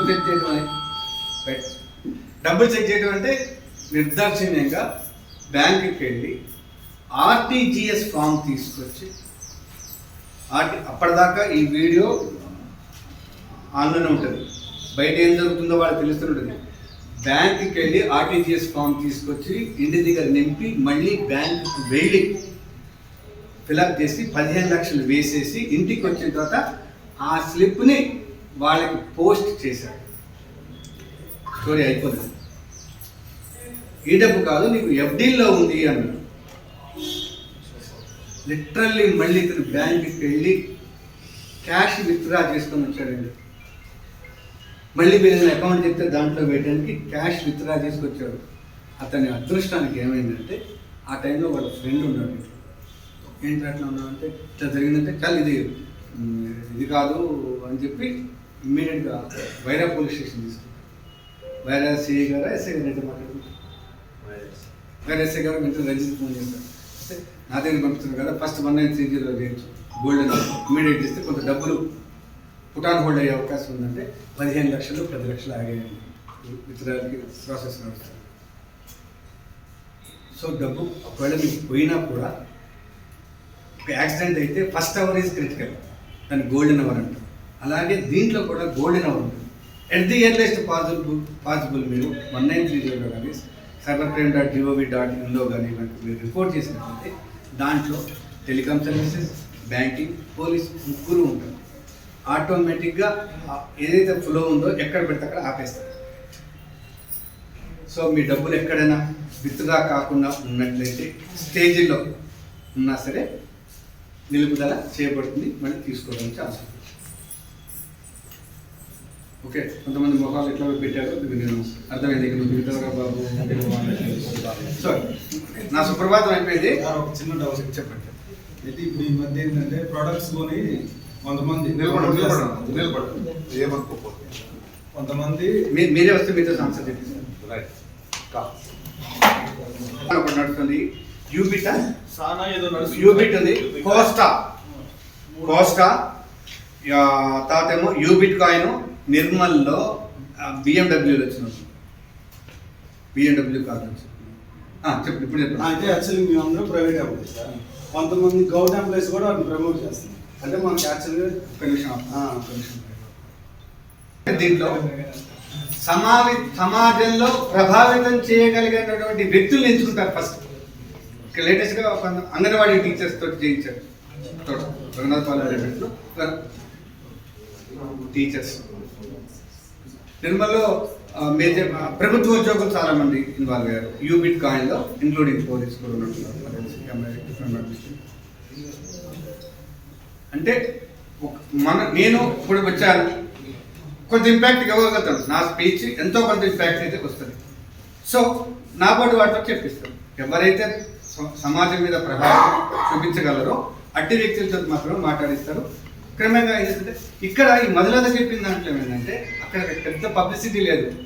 ఎవడైతే బాధితుడు అయ్యాడో 70,000 కట్టాడో వాడికి ఏమన్నారంటే నీ 70,000 సంపాదించుకో, నలుగురిని ఇచ్చేసాయి, నలుగురితో నువ్వు కట్టిస్తే 18 వస్తాయి, నీ 70 తీసుకుని పో, అమాతం చేయించలేవా అంటే వీడు ఏం చేశాడు, వాళ్ళ ఫ్రెండ్స్ని కోకాడు. విచిత్రం ఏంటంటే ఏదో సినిమాలు ఉంటారు, శత్రువులు ఎక్కడ ఉంటారు, మన లేడీస్ మన చెల్లెళ్ళు అక్కడ ఉంటారు, మన స్నేహితుల రూపాల్లో ఉన్నారు. ఇక్కడ మన స్నేహితుల రూపంలో విచిత్రం ఏంటంటే ఫస్ట్ బాధితుడు ఒక వ్యక్తికి ఫ్రెండే, తర్వాత వీడు బాధ పెట్టేది కూడా ఫ్రెండ్స్. అదేంటి ఎంఎస్ ఫ్యాషన్స్లో ఫ్రెండ్సే మోసం చేశారు. ఫస్ట్ వాడు బత్తీలకు ఇచ్చాడు, బత్తిని కంటిన్యూ చేసింది మాత్రం వీడు. సారీ, నాకు కొన్ని ప్రీ ఆక్యుపైడ్ ప్రోగ్రామ్స్ ఉన్నాయి, నేను వెళ్తాను. దీంట్లో సోషల్ మీడియాలో తీసుకోవాల్సిన జాగ్రత్తలు ఏంటి, మొబైల్ ఉపయోగించేటప్పుడు మీరు తీసుకోవాల్సిన జాగ్రత్తలు ఏంటి, మీరు వాటి మీద మంచి సబ్జెక్టు నాకన్నా బాగా నాకేదో ఉందని కాదు, మంచి సబ్జెక్ట్ ఉన్న వ్యక్తి ఆయన కొంచెం దయచేసి మీరు వినండి. మీ పర్సనల్ సేఫ్ కోసం చెప్తున్నాను. మొబైల్స్ యూజ్ చేస్తున్నాం కానీ ఏది డివైస్ ఆన్లైన్ కంప్యూటర్ రిలేటెడ్ ఏ డివైస్ ఉపయోగించినా తీసుకోవాల్సిన జాగ్రత్తలు ఏంటి ఇవి కూడా చెప్తారు. Good morning to all. నా పేరు Ajith Kumar, sub inspector police, cyber crime police station. So డైరెక్ట్గా మనం ఈరోజు టాపిక్లోకి వెళ్దాం. ఫస్ట్ థింగ్ ఏంటంటే మేము చాలా వరకు అవేర్నెస్ ప్రోగ్రామ్స్ కండక్ట్ చేశాం, but this is the first time I am interacting with your kind of people. But service providers తో మనం డిస్కస్ చేయడం అనేది this is the first time, and I am very glad of it. ఇందులో device security కొంచెం security tips అనేది మన అఖిల్ చెప్తాడు. ఇప్పుడు మేము సైబర్ క్రైమ్ ఇన్వెస్టిగేషన్లో ఉన్నాం కాబట్టి so I want to discuss a few things with you. Okay, మీరందరూ ఇంటర్నెట్ కనెక్షన్స్ ఖమ్మంలో ఉన్న దాదాపు అన్ని ఇంటర్నెట్ కనెక్షన్స్ అందరూ ఇక్కడ ఉన్నారు కదా service providers. So I want to discuss few things from you. మీరందరూ యాక్చువల్ ఫీల్డ్ మీకు వెళ్తారా, కనెక్షన్స్ ఇచ్చేటప్పుడు మీరు వెళ్తారా? సో మీరు కనుక కొంచెం ఇనిషియేషన్ తీసుకుంటే you can prevent the cyber crimes. మీరు సైబర్ క్రైమ్స్ ప్రివెంట్ చేయొచ్చు, ఇన్ఫార్మ్ చేయొచ్చు. ఎందుకంటే ఇప్పుడున్న సైబర్ క్రైమ్స్ మొత్తము 100 out of 100% ఐపీ మీదనే జరుగుతుంది, అంతే కదా? ఓకే, మనకి ఇప్పుడు క్రైమ్స్ అన్ని మొత్తం నెట్ మీదనే నడుస్తున్నాయి. ఒక ఐపీ లేకుండా అవతలి ఎక్కడో ఉన్న వేరే కంట్రీలో ఉన్న పర్సన్కి ఇక్కడ డెస్టినేషన్ ఐపీ లేకుండా ఇక్కడ విక్టిమ్కి కనెక్ట్ అవ్వడం అనేది కుదరని పని. అంటే మీకు అందరికి టెక్నికల్ నాలెడ్జ్ ఉంటుంది కాబట్టి నేను డైరెక్ట్ సబ్జెక్ట్లోకి వస్తున్నాను. సో ఇక్కడ మెయిన్ ఏంటంటే ఇక్కడ విక్టిమ్ ఉంటాడు, at the same time crime చేసే వాళ్ళు కూడా ఇక్కడ ఉంటారు. అది నా పాయింట్. క్రైమ్ చేసే వాళ్ళు చాలా మందిని మేము ఖమ్మంలో కూడా కొందరిని ఐడెంటిఫై చేశాం. సో మెయిన్ ఇష్యూ ఇక్కడ ఏంటంటే మీరు ఈ చైల్డ్ సెక్యూరిటీ రిలేటెడ్ ఇష్యూస్లో ఎక్కువగా పర్సన్స్ ఇన్నోసెంట్ అంటే వాళ్ళకి నెట్ యూసేజ్ ఎలా చేయడం తెలియకపోవడం వల్లనే జరుగుతుంది. మీకు ఒక ఇంటికి వెళ్ళి కనెక్షన్ ఇచ్చినప్పుడు రౌటర్స్లో సెట్టింగ్స్ ఏంటి, దాని ఫంక్షనాలిటీ ఏంటి, ఐపీస్ ఎట్లా సెట్ చేయాలనేది కంప్లీట్గా మీకు తెలుసు. బట్ అంత టెక్నికల్ నాలెడ్జ్ అనేది ఆ కస్టమర్కి ఉండదు. ఓకే, నేనే పేరెంట్ని, మా ఇంట్లో పిల్లలు ఉన్నారు, మా అమ్మాయి అబ్బాయి ఉంది, తను ఏం చేస్తున్నాడో మానిటర్ చేయడం అనేది నాకు ఐడియా ఉండదు. సో నేను కోరుకునేది ఏంటంటే మీరు వాళ్ళని కొద్దిగా గైడ్ చేయండి. ఏ విధంగా రూటర్ అడ్మిన్ పాస్వర్డ్ ఎందుకు పనిచేస్తుంది, రూటర్ లాగిన్ పాస్వర్డ్ ఎందుకు పనిచేస్తుంది. ఇప్పుడు అడ్మిన్ పాస్వర్డ్కి లాగిన్ పాస్వర్డ్స్ తేడాస్ ఉంటాయి కదా. జనరల్గా వాళ్ళు కొందరు, మీరు కూడా దాన్ని డిఫాల్ట్గా వదిలేస్తారు. యూజర్ ఐడి పాస్వర్డ్ అడ్మిన్ అని 1 2 3 అని. కొద్దిగా నాలెడ్జ్ ఉన్నాడు ఎవడైనా, ఒక ఇంటి దగ్గర పెట్టినట్టు పైన ఉన్న రూమ్మేట్ ఎవరు వాళ్ళు రూమ్ తీసుకుని దగ్గర బ్యాచులర్ ఉన్నాడు అనుకో, వాళ్ళ రూటర్ ఈజీగా కాంప్రమైజ్ చేయొచ్చు. కాంప్రమైజ్ చేసి వాళ్ళ డివైస్ని కూడా టేక్ ఓవర్ చేయొచ్చు. టెక్నికల్గా ఆ అవకాశం అనేది ఉంటుంది. సో మీ కస్టమర్కి అవేర్నెస్ కనిపించాల్సిన బాధ్యత మీ పైన ఉంది. సో అది మీరు చేస్తే మీరు డైరెక్ట్గా సైబర్ క్రైమ్ ప్రివెన్షన్ చేసినట్టే. వాళ్ళకి మీరు ఏం చెప్పాలంటే వైఫై పాస్వర్డ్స్ ఎవరికి షేర్ చేయకండి, అది నంబర్ 1. తర్వాత వైఫై పాస్వర్డ్స్ స్ట్రాంగ్గా పెట్టుకోవాలి. అడ్మిన్ పాస్వర్డ్స్ ఎందుకు పనిచేస్తుంది, మెయిన్ లాగిన్ పాస్వర్డ్స్ ఎందుకు పనిచేస్తాయి అనేది చెప్పాలి. తర్వాత ఫైర్ వాల్స్, ఇది కూడా ఇప్పుడు మన రూటర్లో మ్యాక్స్ సెట్టింగ్స్ చేసుకోవచ్చు. మన ఇంట్లో ఉన్న పర్సన్స్ మాత్రమే కనెక్ట్ అయ్యేలాగా, బయట ఏ డివైస్ అయినా ఈ రూటర్కి కనెక్ట్ కాకుండా సెట్టింగ్స్ చేసుకోవచ్చు. అవి ఎట్లా చేసుకోవచ్చు అనేది మీరు వాళ్ళకి చెప్పాలి. వాళ్ళకి ఒకసారి ఒక 10 నిమిషాలు మీరు కాదనుకొని వాళ్ళకి ఎక్స్ప్లెయిన్ చేస్తే, ఎందుకంటే వాళ్ళ ఇంట్లో ఉన్న పిల్లలే మా ఇంట్లో వాళ్ళైనా, అది బాధ ఎవరికి జరిగినా కానీ అది బాధ. ఇట్లాంటివి ఉంటాయండి, మీరు చేసుకోండి. దీనివల్ల మీరు సెక్యూర్డ్గా ఉంటారు, మీ సిస్టమ్ కాంప్రమైజ్ కాకుండా ఉంటుంది. ఇంకొక పాయింట్ ఏంటంటే అన్వాంటెడ్ యూఆర్ఎల్స్ ఉంటాయి కదా. ఇప్పుడు పౌన్ సైట్స్లో యూఆర్ఎల్స్ ఉంటాయి కదా, రౌటర్లో మనం ఫైర్వాల్స్లో ఈ యూఆర్ఎల్స్ అన్ని పెట్టి మనం బ్లాక్ చేసుకోవచ్చు, యాక్సెస్ రాదు. అది కూడా మీరు వాళ్ళకి చెప్పాలి. పిల్లలు ఎప్పుడంటప్పుడు మనం ఈచ్ అండ్ ఎవ్రీ టైం వాళ్ళని మానిటర్ చేయలేము. మనం అడ్మిన్ ప్యానల్లో మనం యూఆర్ఎల్స్ ఫైర్వాల్స్లో అవన్నీ బ్లాక్ లిస్ట్లో పెట్టుకుంటే ఈవెన్ యూట్యూబ్ కూడా బ్లాక్ లిస్ట్లో పెట్టచ్చు. ఎందుకంటే మనం లేని టైంలో వాడు గంటల యూట్యూబ్ రీల్స్, యూట్యూబ్ షార్ట్స్ చూసుకుంటూ కూర్చోవడం వల్ల వాళ్ళ మైండ్, గ్రాస్పింగ్ పవర్, వాళ్ళ కళ్ళు సైకలాజికల్గా పిక్చర్ అయిన వాళ్ళు కూడా ఉన్నారు, ఇన్స్టాగ్రామ్స్ రీల్స్ చూసి, పబ్జీ గేమ్స్ ఆడి. సో ఇట్లా ఏ దానికైతే పిల్లలు ఎఫెక్ట్ అవుతున్నారో అట్లాంటి యూఆర్ఎల్స్ని మీరు బ్లాక్ చేయాలనుకుంటే ఎట్లా బ్లాక్ చేయగలరు, రూటర్లో మీ లాగిన్లోకి వెళ్ళి దాన్ని ఎట్లా బ్లాక్ చేయగలరు అనేది మీరు వాళ్ళకి ఎడ్యుకేట్ అనేది చేయాలి. ఇది మెయిన్ ఇంపార్టెంట్ థింగ్. సీసామ్ కంటెంట్స్ ఇవన్నిటిని ఆపాలి అని అంటే ఇది ఇంపార్టెంట్ థింగ్.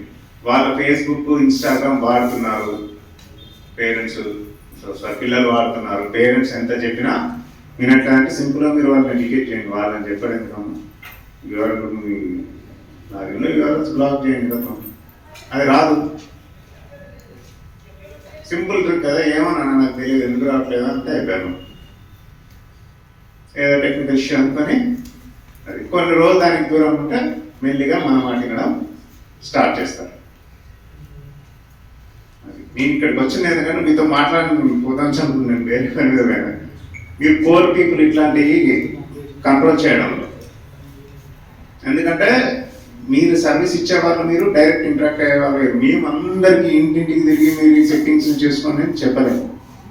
మీకు ఆ ఫెసిలిటీ అనేది ఉంటుంది, మీరు డైరెక్ట్ కాంటాక్ట్ అవుతారు వాళ్ళతో. కాబట్టి ఇంకా ఒకటి ఏంటంటే ఇది సేఫ్టీ, అంటే మనం సేఫ్టీ వైజ్గా మనం చూస్తున్నాం. ప్రివెంటివ్ వైజ్గా ఏంటంటే మీరు ఇంటర్నెట్ కనెక్షన్స్ ఇస్తారు కదా, ఇచ్చినప్పుడు ఒకసారి ఆ కస్టమర్ ప్రొఫైల్ చూడండి. అంటే నార్మల్ ఫ్యామిలీ పర్సన్స్ ఉంటారు, బ్యాచిలర్స్ ఉంటారు. ఇప్పుడు వాళ్ళ యూసేజ్ మీకు కనిపిస్తుందా కదా? అన్యూజువల్ ఇంటర్నెట్ ట్రాఫిక్ ఉన్నప్పుడు మమ్మల్ని కొద్దిగా మా నంబర్ కావాలని నా నంబర్ ఇస్తా, మాకు ఇన్ఫార్మ్ చేయండి. అంటే ఒక ఫ్యామిలీ ఉంది, ఒక 3-4 ఉన్నారు, వాళ్ళకి ఒక మంత్కి ఎంత మనకి డేటా కన్జ్యూమ్ అవుతుందో మీకు తెలుసు. అట్లా కాకుండా అన్యూజువల్ ట్రాఫిక్ ఆ కనెక్షన్ మీద వస్తుందన్నప్పుడు కూడా అది సస్పిషియస్ అయి ఉంటుంది.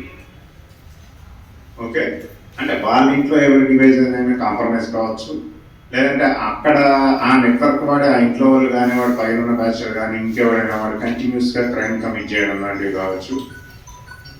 ఇట్లాంటివి జరగడం అనేది జరుగుతుంది. కొన్నిసార్లు పైరసీలు కూడా అప్లోడ్ చేస్తుంటాం కంటిన్యూస్గా. సో అట్లాంటి టైంలో డేటా కన్జంప్షన్ అనేది పీక్గా ఉంటుంది. ఇంకా కొన్ని ఆ ఇంట్లో ఐఓటీ డివైజెస్ని కూడా అబ్జర్వ్ చేయాలి మీరు. ఐఓటీ డివైజెస్ తెలుసా? ఇంటర్నెట్ ఆఫ్ థింగ్స్ అబ్జర్వ్ చేయాలి.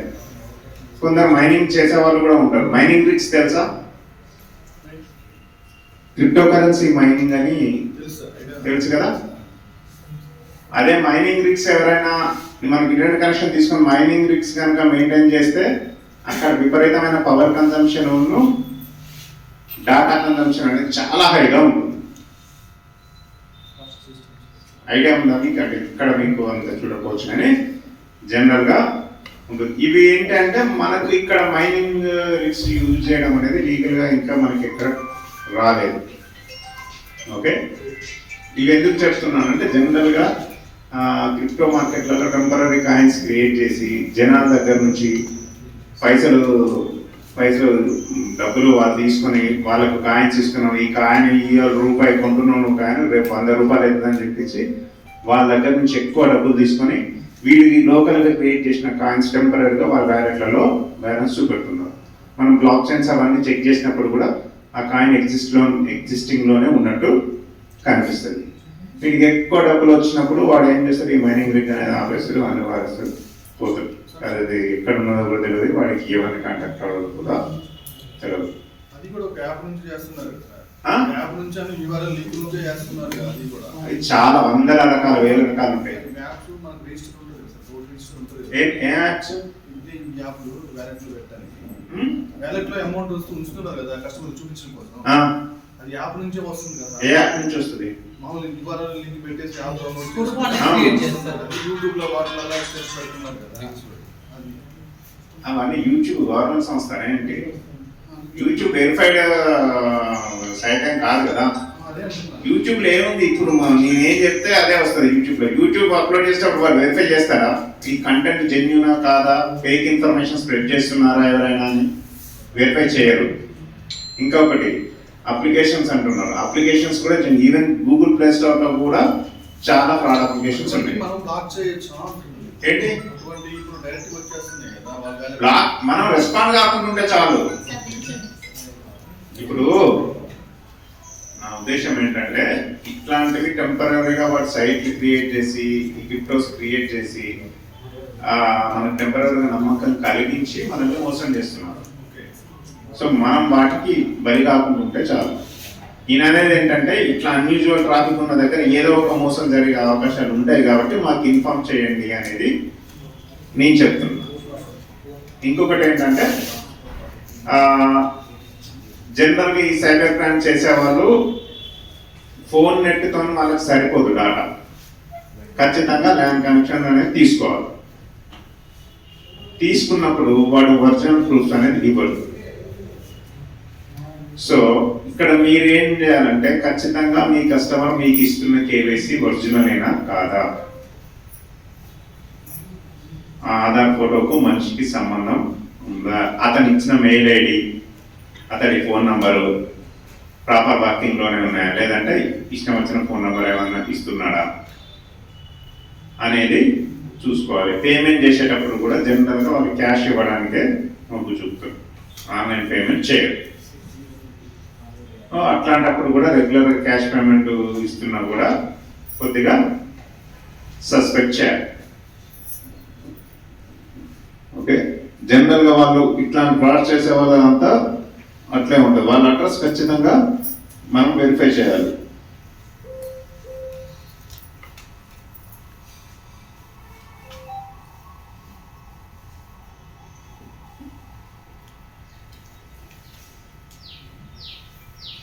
ఇంకొకటి, మీకు మన ఖమ్మంలో ఎక్కడైనా కాల్ సెంటర్ టైప్ సెటప్ ఉన్నాయి కదా, అట్లాంటి ఏమైనా కాల్ సెంటర్ టైప్ సెటప్స్ ఉంది, ఇంటర్నెట్ కనెక్షన్ వాళ్ళు తీసుకొని డేటా కన్జంప్షన్ హై ఉంటే మాత్రం ఖచ్చితంగా మాకు ఇన్ఫర్మేషన్ ఇవ్వండి. ఎందుకంటే ఈ KYC verification fraud, OTP fraud, తర్వాత కొన్నిసార్లు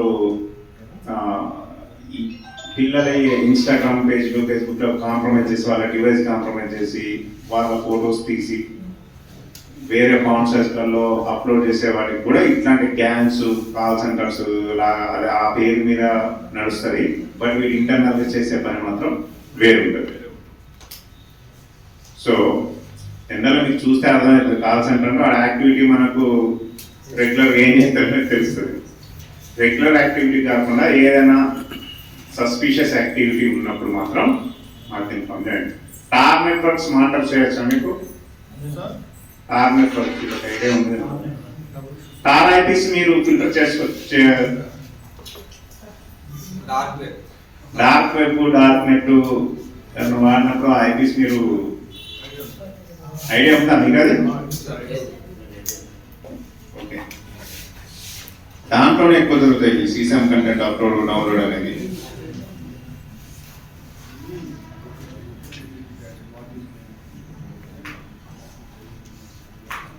సో ఇవి కొన్ని పాయింట్స్ నేను మీకు చెప్పాలని అనుకున్నా.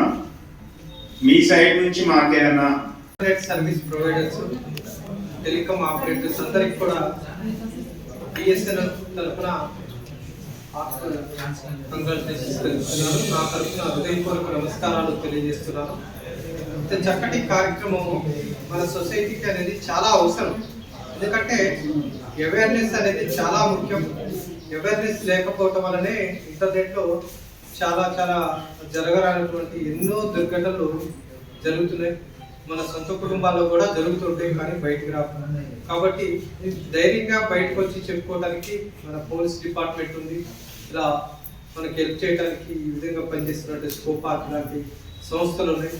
కాబట్టి ఇలాంటి అవకాశాన్ని మనం ఉపయోగించుకొని మన చుట్టూ ఉన్నటువంటి సొసైటీలో మనం అవేర్నెస్ తీసుకురావాల్సిన అవసరం ఇంటర్నెట్ సర్వీస్ ప్రొవైడర్గా మన మీద ఉంది. నేను ఆలస్యంగా వచ్చినందుకు సారీ చెబుతున్నాను. ఎందుకంటే రేపు జనవరి 26న మాకు చర్ల మండలంలో పిఎంఓ ఆఫీస్ నుంచి బిఎస్ఎన్ఎల్ 4G శాచురేషన్ అనే ప్రాజెక్టు ఒకటి ఇనాగ్రేషన్ ద్వారా దాని ఏర్పాటు చూసుకోవడానికి కొద్దిగా ఆలస్యమైంది. కాబట్టి మేజర్గా మనం అంటే బిఎస్ఎన్ఎల్ ఈ ఇంటర్నెట్ సర్వీస్ ప్రొవైడర్గా తీసుకున్నటువంటి కొన్ని ముఖ్యమైన ఏంటంటే ప్రైవేటు ఇప్పుడైతే మిగతా ఆపరేటర్స్కి బిఎస్ఎన్ఎల్కి ఏంటంటే బిఎస్ఎన్ఎల్ అనేది 100% గవర్నమెంట్ ఆపరేషన్. కాబట్టి గవర్నమెంట్ అటు మినిస్ట్రీ ఆఫ్ హోమ్ అఫైర్స్ నుంచి కానీ, women and child welfare department నుంచి కానీ, ఇలా డిఫెన్స్ డిపార్ట్మెంట్ నుంచి కానీ ఏదైతే వాళ్ళు గైడ్లైన్స్ ఇస్తుంటారో వాటన్నిటిని 100% ఫాలో అవుతుంది. అది స్పెక్ట్రమ్ ఫ్రీక్వెన్సీ విషయంలోనైనా, ఇంటర్నెట్ మామూలు నార్మల్ వైర్డు లేకపోతే FTTH ఇలాంటి సర్వీస్ విషయాల్లో కూడా ఆ రూల్స్ అన్ని ఫాలో అవుతుంది. అలా ఫాలో అయ్యే బిఎస్ఎన్ఎల్ మేము రీసెంట్గా కూడా అన్ని అనాథరైజ్డ్ మ్యాక్ వాడేటటువంటి, అంటే ఎలా ఉంటే వైర్డ్ FTTH నెట్వర్క్లో ఒక మ్యాక్ అంటే ఒక కస్టమర్ ఇంట్లో ఉండేటువంటి ఓఏకి ఆప్టికల్ నెట్వర్క్ సో మోడమ్, ఆ ఒక్క మోడమ్కి ఉండే ఒక ఒరిజినల్ IP తోటి దాదాపు కొన్ని వందల డూప్లికేట్ మ్యాక్ తయారు చేసేసి అదే సేమ్ మ్యాక్ అంటే రిపీటెడ్గా ఇస్తూ ఉంటారు. అలా ఉన్నప్పుడు ఏమవుతుందంటే పోలీస్ డిపార్ట్మెంట్కి కానీ ఎవరికైనా ట్రేస్ చేయడం అనేది కష్టం అవుతుంది, క్రైమ్ చేయడం అనేది ఈజీ అవుతుంది. ఆ విధంగా దాన్ని తగ్గించడం కోసం అనాథరైజ్డ్ మ్యాక్స్ వాడేటటువంటి ప్రతి ఓఎన్టీని ప్రతి ఇంటర్నెట్ కనెక్షన్ కూడా బిఎస్ఎన్ఎల్ డిస్కనెక్ట్ చేసేసి అందరికి కూడా authorised MAC government TRAI telecom regulatory authority of India ఏదైతే ఉందో వాళ్ళు ప్రిస్క్రైబ్ చేసినటువంటి ఆథరైజ్డ్ కంపెనీస్, ఆథరైజ్డ్ ప్రొవైడర్స్ ఏదైతే మ్యాక్ మ్యానుఫ్యాక్చరింగ్ కంపెనీస్ ఏదైతే ఆ ఓఎన్టీసీని మాత్రమే వాడటం జరుగుతుంది. అప్పుడు ఏమవుతుందంటే ఆ మ్యాక్ని బేస్ చేసుకుని, ఆ ఐపీని బేస్ చేసుకుని ఆ కస్టమర్ ఎవరు వాడుతున్నారో అనేది ఇమీడియట్గా వితిన్ మినిట్స్లో ట్రేస్ చేయడం జరుగుతుంది. అలాగనే ఆ ట్రేసింగ్ని ఇంకా స్పీడప్ చేయడం కోసము ప్రతి ఓఎన్టీ కస్టమర్ ఇంట్లో ఉండేటటువంటి ప్రతి మోడల్ని కూడా జియో ట్యాగింగ్ చేయడం అనేది జరుగుతుంది. జియో ట్యాగింగ్ అంటే ఆ ఫిజికల్గా ప్రజెంట్ ఆ ఓఎన్టీ ఆ కస్టమర్ ఇంట్లో వాడేటటువంటి మోడల్ ఎక్కడ ఉంది అనేది వితిన్ సెకండ్స్లో వెంటనే మనం తెలుసుకోగలుగుతాం. ఎక్కడి నుంచి URL వచ్చింది, ఎక్కడి నుంచి రాంగ్ బ్రౌజింగ్ వచ్చింది, లేకపోతే ఎక్కడి నుంచి చైల్డ్ సెక్సువల్ ఎక్స్ప్లోటేషన్కి సంబంధించినటువంటి సెర్చింగ్ వచ్చింది, ఇవన్నీ వస్తుంది. మనకు తెలియకుండానే కొన్ని వర్డ్స్ ఉంటాయి. ఇప్పుడు గన్ కానీ, లేకపోతే డ్రగ్స్ కానీ, చైల్డ్ పోర్న్ కానీ, చైల్డ్ సెక్సువల్ ఎక్స్ప్లోటేషన్ ఇలాంటి వర్డ్స్ మనం గూగుల్లో ఏ వర్డ్ సెర్చ్ చేసినా కానీ ఇమీడియట్గా పైన ఉన్నటువంటి సెంట్రల్ గవర్నమెంట్ మానిటరింగ్ ఏజెన్సీ ఏదైతే ఉంటాయో ఆ వర్డ్స్ అన్నిటిని ఈ వర్డ్ టైప్ చేసిన వాళ్ళు ఎవరు, ఏ మొబైల్ నుంచి టైప్ చేశారు, ఏ మోడల్ నుంచి టైప్ చేశారు, సెర్చ్ చేశారు అనేది రిపీటెడ్గా వాటిని అంటే నాలెడ్జ్ పర్పస్ కాకుండా రిపీటెడ్గా అన్వాంటెడ్ కోసం సెర్చ్ చేస్తే ఇమీడియట్గా పోలీస్ డిపార్ట్మెంట్ వాళ్ళు కూడా వాటిని గుర్తించడం జరుగుతుంది. కాబట్టి మనం ఎవరు చూడట్లేదు కాకుండా అలాగనే ఇప్పుడు ఇంటర్నెట్ కొద్దిగా అందరూ ఒక 2 నిమిషాలు అంటే ఇంటర్నెట్ అనేది ఏంటంటే ఈరోజు పబ్లిక్ నెట్వర్క్. మనం రోడ్డు మీదకి వెళ్ళి అడ్డదిడ్డంగా పోతే ఏమైంది, కార్లో బస్సులో ఏదో ఒకటి వచ్చి మనం గుర్తిస్తుంది. ఎందుకు అది పబ్లిక్ రోడ్డు, ఎవరైనా అందరూ బస్సుకి వెళ్తారు. మనం రోడ్డు దాటుతున్నాం ఆగుతారు ఆగరగా. కాబట్టి మనం ఏం చేస్తాం, జీబ్రా క్రాసింగ్ దగ్గర సిగ్నల్ దగ్గర జాగ్రత్తగా చూసుకొని రోడ్డు దాటుతాం. మనం ఎలా అంటే మన గురించి మనం సేఫ్ ప్రికాషన్స్ తీసుకుంటాం. ఇది కూడా పబ్లిక్ నెట్వర్క్, ఎవరైనా వాడతారు, ఎనీవేర్ ఎనీ టైం ఆల్వేస్. కాబట్టి ఆ పబ్లిక్ నెట్వర్క్లో అన్నీ ఉంటాయి. కాబట్టి దానికి సంబంధించి మనం కొన్ని ఓపికలు కొంత మన పర్సనల్ టైం కేటాయించగలిగితే చాలా వరకు ఫ్రాడ్స్, చాలా వరకు జరగనటువంటి సంఘటనలు మనం కంట్రోల్ చేయొచ్చు. మనం ఉంటుంది ఇంట్లో మోడల్ ఉంది అనుకోండి, ఇంట్లో మోడల్ ఆల్వేస్ ఆన్లో ఉంచుతాం. ఇంతకుముందు టెలికామ్ నెట్వర్క్ ఏంటంటే ఇంతకుముందున్న ఇంటర్నెట్ అంటే డైలాగ్ నెట్వర్క్, ఎప్పుడు అవసరం ఉంటే అప్పుడు చేసుకునేవాళ్ళు. టెలిఫోన్ ఎప్పుడు అవసరం ఉంటే అప్పుడు ఎత్తి మాట్లాడాలి. ఇప్పుడు ఏంటి, ఆల్వేస్ ఆన్, 24 గంటలు ఆన్లో ఉంటుంది. కనీసం మన నైట్ నిద్రపోయేటప్పుడైనా మన ఇంట్లో ఉన్నటువంటి మోడల్ ఆఫ్ చేసుకోవచ్చు కదా, మన పొద్దున్నే ఆన్ చేసుకోవచ్చు. జస్ట్ మ్యాటర్ ఆఫ్ ఆఫ్ చేయటం 1 సెకండ్, ఆన్ చేయటం 1 సెకండ్. ఈ 2 సెకండ్లు తీసుకుంటే నైట్ మన ఇల్లు చాలా సేఫ్గా ఉంటుంది. మన ఇంట్లో సీసీ కెమెరా ఉందనుకోండి, దాన్ని నెట్కి కనెక్ట్ అయి ఉంటే ఎవరైనా దాన్ని ట్యాక్ చేసినా లేకపోతే ఏది జరిగినా చూడటానికి ఉంది. అదే మనం బంద్ చేసుకున్నాం అనుకోండి నైట్ మనకు సేఫ్, అవునా కదా. అలానే మన మొబైల్ ఉంటుంది, మన మొబైల్లో మన జేబులో మనం మిగతా పనులు చేసుకునేటప్పుడు మన మొబైల్లో మొబైల్ డేటాను కానీ, వైఫైని కానీ, బ్లూటూత్ని కానీ, అలానే నెట్వర్క్ షేరింగ్ ఏదైతే ఉందో వాటన్నిటిని ఆఫ్ చేసుకోవచ్చు. మనం వాడాలనుకున్నప్పుడు జస్ట్ 1 సెకండ్లో ఆన్ చేసుకోగలుగుతాం. ఆఫ్ చేసుకుంటే మన నెట్వర్క్, మన మొబైల్ కానీ, మన ఇంటర్నెట్ కానీ, మన హౌస్ కానీ, మన పర్సనల్ డేటా కానీ, మన పర్సనల్ లైఫ్ కానీ అన్నీ సేఫ్గా ఉంటాయి. మన మొబైల్ ఆన్లో ఉన్న సేపు బ్యాకెట్లో ప్యాకెట్ రూపంలో, డేటా రూపంలో మన కంటికి కనపడకుండా బ్యాకెట్లో ఎంతో జరిగిపోతూ ఉంటుంది. మనం ఏం కాదని అనుకుంటాం. మనం అవసరం ఉన్నా లేకపోయినా మన మొబైల్లో చాలా యాప్స్ డౌన్లోడ్ చేస్తూ ఉంటాం. యాప్ డౌన్లోడ్ చేసేటప్పుడు కెమెరాకి పర్మిషన్ ఇస్తాం, మైక్కి ఇస్తాము, వైఫైకి ఇస్తాం, అన్నిటికీ ఫొటోస్కి ఇస్తాం, గ్యాలరీస్ అన్నిటికీ ఓకే అని ఆ యాప్ త్వరగా డౌన్లోడ్ కావడం కోసం పర్మిషన్ నొక్కుస్తూ ఉంటాం. అవసరం లేనప్పుడు అన్నెసరీ యాప్స్ చాలా వరకు డిలీట్ చేయాలి. కొత్త మొబైల్ కొన్నప్పుడు కూడా అవసరం లేని బ్లోట్వేర్, అవసరం లేనటువంటి యాప్స్ మొబైల్స్లో చాలా ఉంటాయి. ఎందుకంటే వాటి ద్వారానే ఆ కంపెనీకి ఇన్కమ్ వస్తుంది. కాబట్టి అన్నెసరీ బ్లోట్వేర్ ఉన్నటువంటి మొబైల్లో ఉండేటటువంటి యాప్ని డిలీట్ చేయాలి. ఎందుకంటే ఏ యాప్ కూడా సెక్యూర్ కాదు. కాబట్టి యాప్స్ అన్నింటినీ, అవసరం లేని యాప్స్ని మొబైల్లో మ్యాక్సిమం మనకు 10% యాప్సే అవసరం ఉంటాయి, రిమైనింగ్ యాప్స్ అవసరం ఉంటుంది. మనకి గూగుల్ లాంటి సర్వీసులు ఇప్పుడు డేటా అంటే మనకి మ్యాప్స్ కానీ, లేకపోతే ఇట్లా అన్ని ఆర్టిఫిషియల్ ఇంటెలిజెన్స్, జెమినీ AI కానీ, ఎలెక్సా కానీ, ఇట్లా చాలా సర్వీసులు మనకు ఫ్రీగా ఇస్తుంది. ఎందుకు ఇస్తుంది? వాటి ద్వారా వాళ్ళు బ్యాక్ ఎండ్లో రెవెన్యూ జనరేట్ చేసుకోగలుగుతున్నారు. ఏంటి, మన ప్రైవసీ, మన పర్సనల్ డేటాను ఉపయోగించుకొని వాళ్ళు చేసుకోగలుగుతుంది. ఫర్ ఎగ్జాంపుల్ గూగుల్లో మనం ఏదైనా ఒక వస్తువు గురించి సెర్చ్ చేసామనుకోండి, ఆ రోజు మొత్తం మనకు ఆ ప్రోడక్ట్కి సంబంధించినటువంటి యాడే వస్తూ ఉంటాయి. అంటే ఏంటి, మనకు తెలియకుండానే మన దానికి సంబంధించిన మన అభిరుచులు ఏంటి, మన ఇష్టాలు ఏంటి, మనం ఏం కొంటున్నాం, ఏం తింటున్నాం అనేది ప్రతిదీ కూడా బ్యాక్ ఎండ్లో ఆర్టిఫిషియల్ ఇంటెలిజెన్స్ మనం నిరంతరం అబ్జర్వ్ చేస్తుంది. మీరు నమ్ముతారో నమ్మరో, మనకంటే, మన ఇంట్లో వాళ్ళ కంటే, మన కట్టుకున్న భార్య కంటే కూడా, మన పిల్లల కంటే కూడా మన గురించి గూగుల్ లాంటి ఆర్టిఫిషియల్ ఇంటెలిజెన్స్ సంస్థలకి ఎక్కువగా తెలుస్తుంది. మనల్ని మన వాళ్ళు గుర్తుపెట్టుకోరు, కానీ మనం ప్రతిదీ కూడా ఆర్టిఫిషియల్ ఇంటెలిజెన్స్ ఉన్నటువంటి సంస్థలు, ChatGPT లాంటి అన్ని, OpenAI ఉన్నటువంటి అన్ని సంస్థలు కూడా గుర్తుపెట్టుకుంటుంది. అన్నిటికంటే మోస్ట్ డేంజరస్ ఇప్పుడు ఇంటర్నెటే. ఎందుకంటే మిగతా అన్నిటిని మనం కంట్రోల్ చేసుకోగలుగుతాం, కానీ ఇంటర్నెట్ కంట్రోల్ చేసుకోలేము. కంట్రోల్ అనేది మన చేతుల్లో ఉంది. మనం కొన్ని జాగ్రత్తలు తీసుకొని అవసరం లేనప్పుడు మొబైల్ని ఆఫ్ చేసుకోవడం. కనీసం ఎవ్రీడే ఒక్కసారైనా మన మొబైల్ని రీసెట్ చేయండి. రీసెట్ చేయడం వల్ల ఏమవుతుందంటే మనకి ఆ రోజు ఉన్నటువంటి IP పోయి ఇంకో IP వస్తుంది డైనమిక్గా. దానివల్ల ఏమవుతుందంటే అవసరం యాక్ట్ చేసే వాళ్ళకి మళ్ళీ మన IP పట్టుకోవడం అనేది కష్టం అవుతుంది. అలాగని ఇంట్లో మోడల్ని కూడా, ఇంటర్నెట్ మోడల్ని కూడా వీలైతే రోజుకి ఒకసారి కంపల్సరీగా రీసెట్ ఆన్ ఆఫ్ చేయండి. అవసరం లేనప్పుడు బంద్ చేసుకొని ఉంటే సేఫ్గా ఉండగలుగుతుంది. మేజర్గా ఇది ఇంటర్నెట్ సర్వీస్ ప్రొవైడర్స్గా మనం తీసుకోవాల్సింది ఏంటంటే అనాథరైజ్డ్ అడ్రసెస్కి వారికి ఇంటర్నెట్ ఎట్టి పరిస్థితిలో కూడా ఇవ్వద్దు. అది చాలా పెద్ద క్రైమ్ అవుతుంది.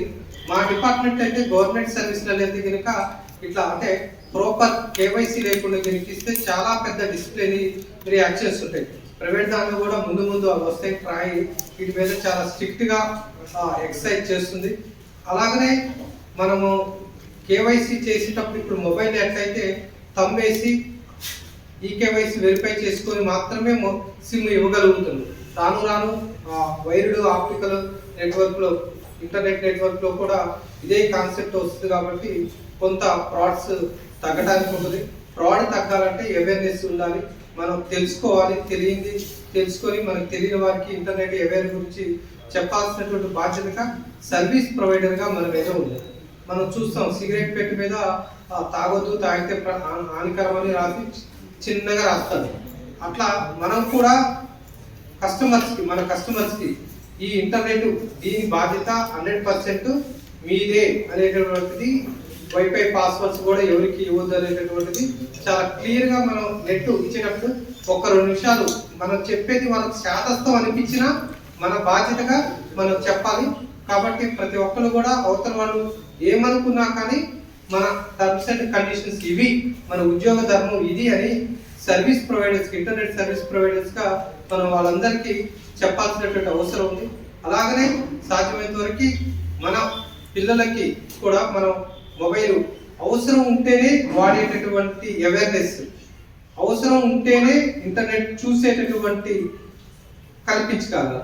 ఇంటర్నెట్ పిల్లలకి ఇచ్చి బెడ్రూమ్లలో వదిలేయడం కాకుండా మన ముందు పిల్లలు పబ్లిక్ ప్లేస్లలో పిల్లలు ఇంటర్నెట్ వాడుకునేటట్టుగా కొంత అవేర్నెస్ కల్పించగలరు. తల్లిదండ్రులుగా, సొసైటీలో పౌరులుగా ఆ బాధ్యత మన మీద ఉంది. అంతకంటే ఎక్కువగా ఇంటర్నెట్ సర్వీస్ ప్రొవైడర్స్గా మన మీద ఉంది. కాబట్టి ఎక్కడ ఇచ్చినా కానీ ఇంటర్నెట్ అనేది ఈరోజు చాలా చాలా క్రూషియల్. అన్ని అనర్థాలకి ఇంటర్నెటే మూలం.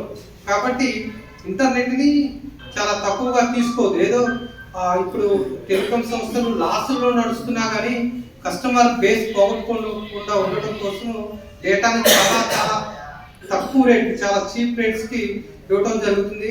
అలా కాకుండా అలా ఇవ్వటం వల్ల ఫ్రీ అని అలవాటు చేయడం వల్ల ఇవన్నీ అన్నెసరీ అనర్థాలు అనేది ఎక్కువ అవుతున్నాయి. కాబట్టి ఇంటర్నెట్ మీద చాలా చాలా ఫోకస్డ్గా మనం సర్వీస్ ప్రొవైడర్స్గా పనిచేయాల్సినటువంటి బాధ్యత ఉంది అనేది అయితే వద్దు. పిల్లల విషయానికి చూసుకుంటే కనుక పిల్లలు ఇంటర్నెట్ వాడేటప్పుడు మేజర్గా ఒకటి, కొద్దిగా పిల్లల్ని రిస్ట్రిక్ట్ చేయటము, అవసరం ఉన్నప్పుడే ఇవ్వటము. 2, అవసరం ఉన్న కాంటెంటే చూసేటట్టుగా మనం పేరెంటల్ కంట్రోల్ కానీ కేర్ తీసుకోవటం కానీ, అలాగనే అన్నెసరీ ఏదైతే ఉందో వాటిని మనం బ్లాక్ చేయడం కానీ, ఇలా అంటే తల్లిదండ్రులుగా కూడా ఇవన్నీ మనం పిల్లలకి నేర్పాలి. ఏదైతే అన్నెసరీ వర్డ్స్ అందులో సెర్చ్ కాకుండా ఉండేటట్టు వాటిని బ్లాక్ పెట్టుకోవడం కానీ, అలాగనే అన్నెసరీ పర్మిషన్ ఇవ్వకపోవడం కానీ, అలాంటి గూగుల్ లాంటి వాటి ఏదైనా మన యాప్, మన మొబైల్లో యాప్ సింపుల్గా ఇలా అంటే డస్ట్బిన్ రీసైకిల్ బిల్లోకో లేకపోతే ట్రాష్ బిల్లోకో డిలీట్ అయిపోయినట్టు చూపించుతుంటుంది. కానీ బ్యాక్ ఎండ్లో ఒరిజినల్గా గూగుల్లో మనం ఇచ్చినటువంటి ఆ యాప్కి ఇచ్చినటువంటి పర్మిషన్లు వెళ్ళి అవన్నీ ఈచ్ యాప్ పర్మిషన్లు డిలీట్ చేస్తేనే ఆ యాప్కి ఉన్నటువంటి పర్మిషన్లు పోయినట్టు. మనం అవసరం ఉన్నా లేకపోయినా ట్రూ కాలర్ లాంటి యాప్లో లేకపోతే ఇట్లా రకరకాల యాప్లు వేసుకుంటాం. మనకు వచ్చే ప్రతి మెసేజ్, మనకు వచ్చే ప్రతి కాల్ వాటికి వెళ్తూ ఉంటుంది, ప్రతి ఓటీపీ కూడా వెళ్తూ ఉంటాయి. కాబట్టి అలాంటి అవసరం లేని యాప్లు వేసుకోకుండా ఓన్లీ గవర్నమెంట్ ప్రొవైడ్ చేసినటువంటి గవర్నమెంట్ కొన్ని అఫీషియల్గా ఇచ్చినటువంటి యాప్స్ని మాత్రమే వాడండి. ఇది పిల్లల విషయంలో కనుక చూసుకున్నట్టయితే నిర్వాహకుని నేను హృదయపూర్వకంగా వ్యక్తిగతంగా నా తరఫున బిఎస్ఎన్ఎల్ సంస్థ తరఫున కూడా అభినందిస్తున్నాను. అటెండ్ అయిన మీ అందరికీ కూడా వెరీ వెరీ మచ్ థ్యాంక్స్. ఎందుకంటే మీరందరూ పిలువగానే సర్వీస్ ప్రొవైడర్స్కి ఎన్నో పనులు ఉన్నా కానీ వచ్చేసారు. కాబట్టి నేను యాజ్ ఏ సొసైటీలో ఒక పర్సన్గా ఐఎమ్ రియల్లీ అప్రిషియేటింగ్ యూ, మీ టైంని కేటాయించినందుకు వెరీ మచ్ థ్యాంక్ యూ. ఇవాళ ముఖ్య అతిథిగా విచ్చేసినటువంటి మన ఏసీపీ గారికి, సైబర్ క్రైమ్ ఏసీపీ గారికి, బిఎస్ఎన్ఎల్ డీజీఎం గారికి, స్కోపార్టీ ప్రెసిడెంట్ గారికి, స్కోపార్టీ డిస్ట్రిక్ట్ కోఆర్డినేటర్ గారికి, రిసోర్స్ పర్సన్ గారికి, సైబర్ క్రైమ్ సిఐ గారికి, ఎస్ఐ గారికి, అలాగే ఈ కార్యక్రమంలో చాలా బృహత్కరమైనటువంటి భాగస్వామ్యం తీసుకున్నటువంటి మీ అందరికీ నా నమస్కారం. నా పేరు విష్ణువందన అండి. నేను district child protection officer, women and child welfare డిపార్ట్మెంట్లో నేను వర్క్ చేస్తున్నాను. ఇటువంటి కార్యక్రమాన్ని ఏర్పాటు చేసినటువంటి స్కోపార్టీ వారికి ముందుగా నేను women and child welfare department తరఫున ధన్యవాదాలు తెలుపుకుంటూ, ఇంకా మేము మళ్ళీ చైల్డ్ రిలేటెడ్ స్టేక్ హోల్డర్స్ ఎవరు ఉన్నారో వాళ్ళందరికీ కూడా ఈ కార్యక్రమాన్ని ఎక్స్టెండ్ చేయవలసిందిగా నేను కోరుకుంటున్నానండి. అయితే ఇంతమంది పెద్దలందరూ కూడా వారి నాలెడ్జ్ అంతా కూడా మనతో షేర్ చేసుకున్నారు. అలాగే మీరందరూ కూడా ఎలా ఇది ఒక కనెక్షన్ ఇచ్చినప్పుడు నెట్వర్కింగ్లో కానివ్వండి, లేకపోతే వెళ్ళి మనము మన కస్టమర్స్తో మనము డీల్ చేసేప్పుడు ఉండే ఇష్యూస్ కూడా అందరూ కూడా మాట్లాడారు. అయితే నేను ఒక 5 నిమిషాలు మాత్రం మాట్లాడి ముగిస్తాను సార్.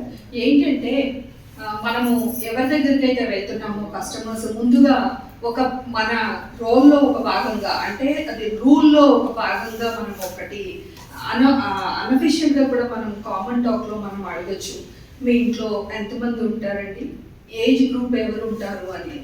ఏజ్ గ్రూప్ ఎవరు ఉంటారు అని అడిగినప్పుడు వాళ్ళు ఎవరు కూడా మనం తప్పు పట్టరు. ఏ ఏజ్ గ్రూప్ ఉంటారు అనేది, పిల్లలు ఉన్నారా అనేది అడుగుతాం.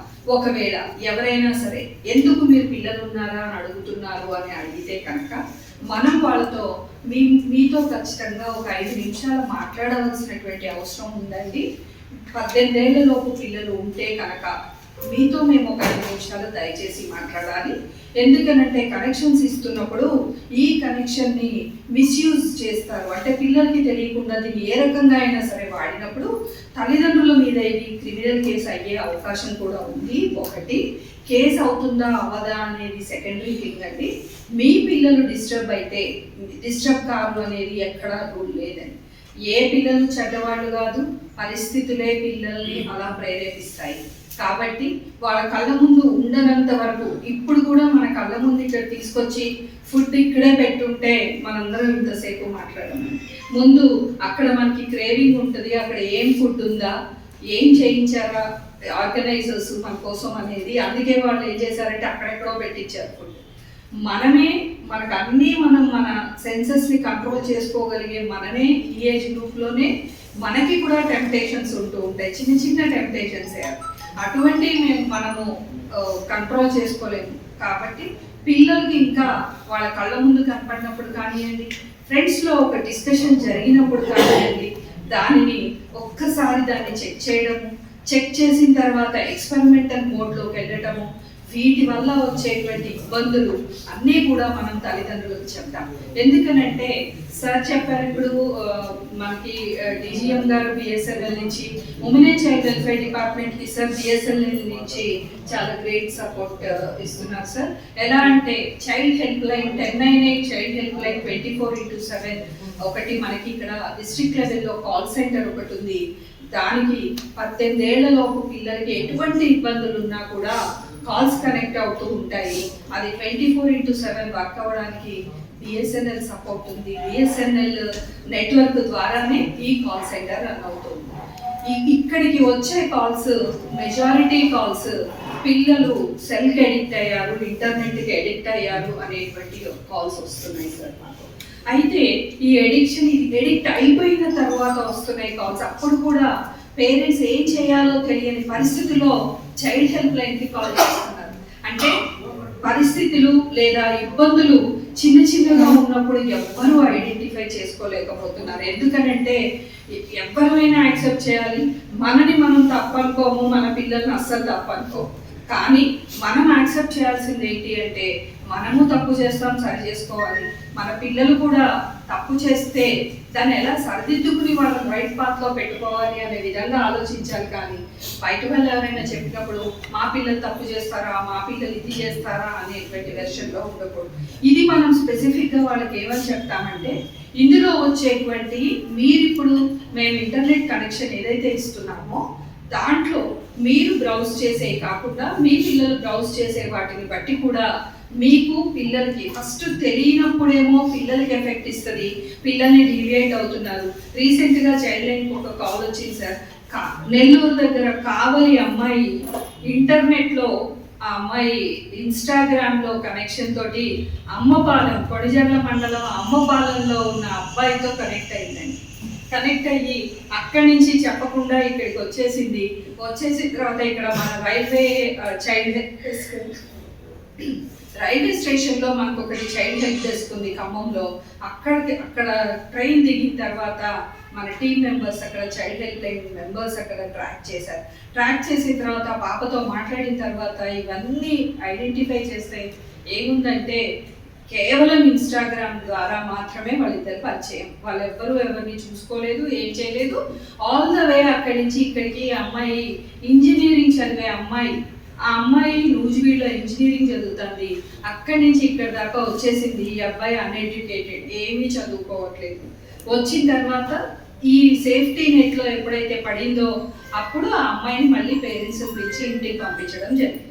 అంటే ఈ ఇన్స్టాగ్రాము తర్వాత ఇంటర్నెట్ యూసేజ్ తోటి, ఇది నేను ఒక్క కేసే చెప్పాను, నాకు టైం పర్మిట్ చేయట్లేదు ఇప్పుడు, లేకపోతే చాలా ఇష్యూస్ ఉన్నాయి మీతో షేర్ చేసుకోవడానికి కూడా. ఇటువంటి అన్నీ కూడా ఎక్కడో ఏదో జరగడం కాదు, మన ఇంటర్నెట్ మన ప్రొవైడర్స్ని మనం వాళ్ళకి ఇచ్చేటప్పుడు ఖచ్చితంగా ఒక 5 నిమిషాల time, you demand time from the parents of customers. మీరు ఖచ్చితంగా అడగండి. ఈ కంప్లైంట్స్ వస్తున్నాయండి, మాకు రీసెంట్గా మాకు సైబర్ క్రైమ్ కానివ్వండి, women and child welfare department నుంచి ఇలా ఇష్యూస్ ఉన్నాయి, ఎక్కువగా వస్తున్నాయని చెప్తున్నారు. ఇవన్నీ కూడా అవాయిడ్ చేయడానికి, అంటే ప్రివెంటివ్ మోడ్లో జరగకుండా నివారించడం కోసం మేము చెప్తున్నాం. మీకు అసలు కనెక్షన్ పెట్టక ముందే మాట్లాడదాం, ఎందుకంటే కనెక్షన్ పెట్టేశాక మనం వెళ్ళిపోతారా అని చూస్తారు. కనెక్షన్ పెట్టక ముందే ఒక 5 నిమిషాలు వారి టైం తీసుకుని మనం మాట్లాడిన తర్వాత, అంటే ఇది మన రెగ్యులర్ ప్రాసెస్లో భాగంగా చేసుకుందాం. మనం ముందు మీరు కౌన్సిలింగ్ అంటారా, లేకపోతే ఎక్స్ప్లెయినింగ్ అబౌట్ ప్రొసీజర్స్ అంటారా, what ever name you want you can take it. అది ఏదైనా తీసుకున్నాం. కనెక్షన్ ఇవ్వకుండానే ఫస్ట్ వెళ్ళగానే మనం ఇది మాట్లాడామనుకోండి, వాళ్ళు ఒక ఇంక్విజిటివ్నెస్తో ఉంటారు, అంటే ఇప్పుడు వీళ్ళు వచ్చేసి మాకు కనెక్షన్ ఇచ్చేస్తున్నారు. కాబట్టి ఖచ్చితంగా మనకు అప్పుడు టైం అయితే ఇవ్వను అని అయితే అనరు. అప్పుడు టైం తీసుకోండి, ఆ టైం ప్రకారం దయచేసి వాళ్ళకి ఎక్స్ప్లెయిన్ చేయండి. ఇంకొకటి ఏంటంటే ఇది మనకి ఎవ్వరికీ కూడా ఇది మన దాకా వచ్చేదాకా తెలియట్లేదు. అది రీసెంట్ కేసెస్ కూడా ఉన్నాయి. పేరెంట్స్ అకౌంట్లోంచి పిల్లలు గేమ్స్ ఆడి ట్రాన్స్ఫర్ చేసి కానివ్వండి, ఇవన్నీ కూడా చాలా చాలా ఇబ్బందులు పిల్లలు తద్వారా పేరెంట్స్ కూడా ఫేస్ చేస్తూ ఉన్నారు. ఇవన్నీ కూడా ఫస్ట్ లెవెల్లో మీ హ్యాండ్స్లోనే ఉన్నాయి. కాబట్టి మీ తరపున, అంటే ఇది మీరు మీ కస్టమర్స్ సేఫ్టీ చూడటమే కాదు, వారి పిల్లల సేఫ్టీ మీరు చూస్తున్నారు. Intern you are safeguarding the society in which we are living. అంటే ఇట్లా ఎవరైతే ఈ సైబర్ క్రైమ్కి బలయ్యారో అది అటువంటి పిల్లలు మళ్ళీ మనకి ఒక అన్వాంటెడ్ పర్సన్స్గా తయారయ్యే అవకాశాలు కూడా ఉంటాయి. మనం అక్కడే నివసిస్తున్నాం, అటువంటి ఇబ్బంది పడి బాగా డిస్టర్బ్ అయిన పర్సన్స్ కూడా అక్కడే మనందరం కలిసి ఉంటున్నాం. అటువంటి పరిస్థితుల్లో ఏదైనా అన్వాంటెడ్ ఇన్సిడెంట్స్, ఇందులో నేను చెప్పేది ఏంటంటే మనందరి స్వార్థం కూడా ఖచ్చితంగా ఉంది. వీళ్ళని సేఫ్ గార్డ్ చేసుకోవడం, పిల్లల్ని సేఫ్ గార్డ్ చేసుకోవడంలో, మనందరి సొసైటీని సేఫ్ గార్డ్ చేసుకోవడంలో మనందరి స్వార్థం కూడా ఖచ్చితంగా ఉంది, ఉండాల్సిందే. సో ఇలాగే మీరందరూ కూడా సేఫ్గా పిల్లల్ని, వాళ్ళ చైల్డ్హుడ్ని మీరందరూ కూడా సేఫ్ గార్డ్ చేస్తారని ఒక నమ్మకంతో నాకు ఇచ్చినటువంటి అవకాశానికి మరి ఒకసారి నేను కృతజ్ఞతలు తెలుపుకుంటూ ముగిస్తున్నాను.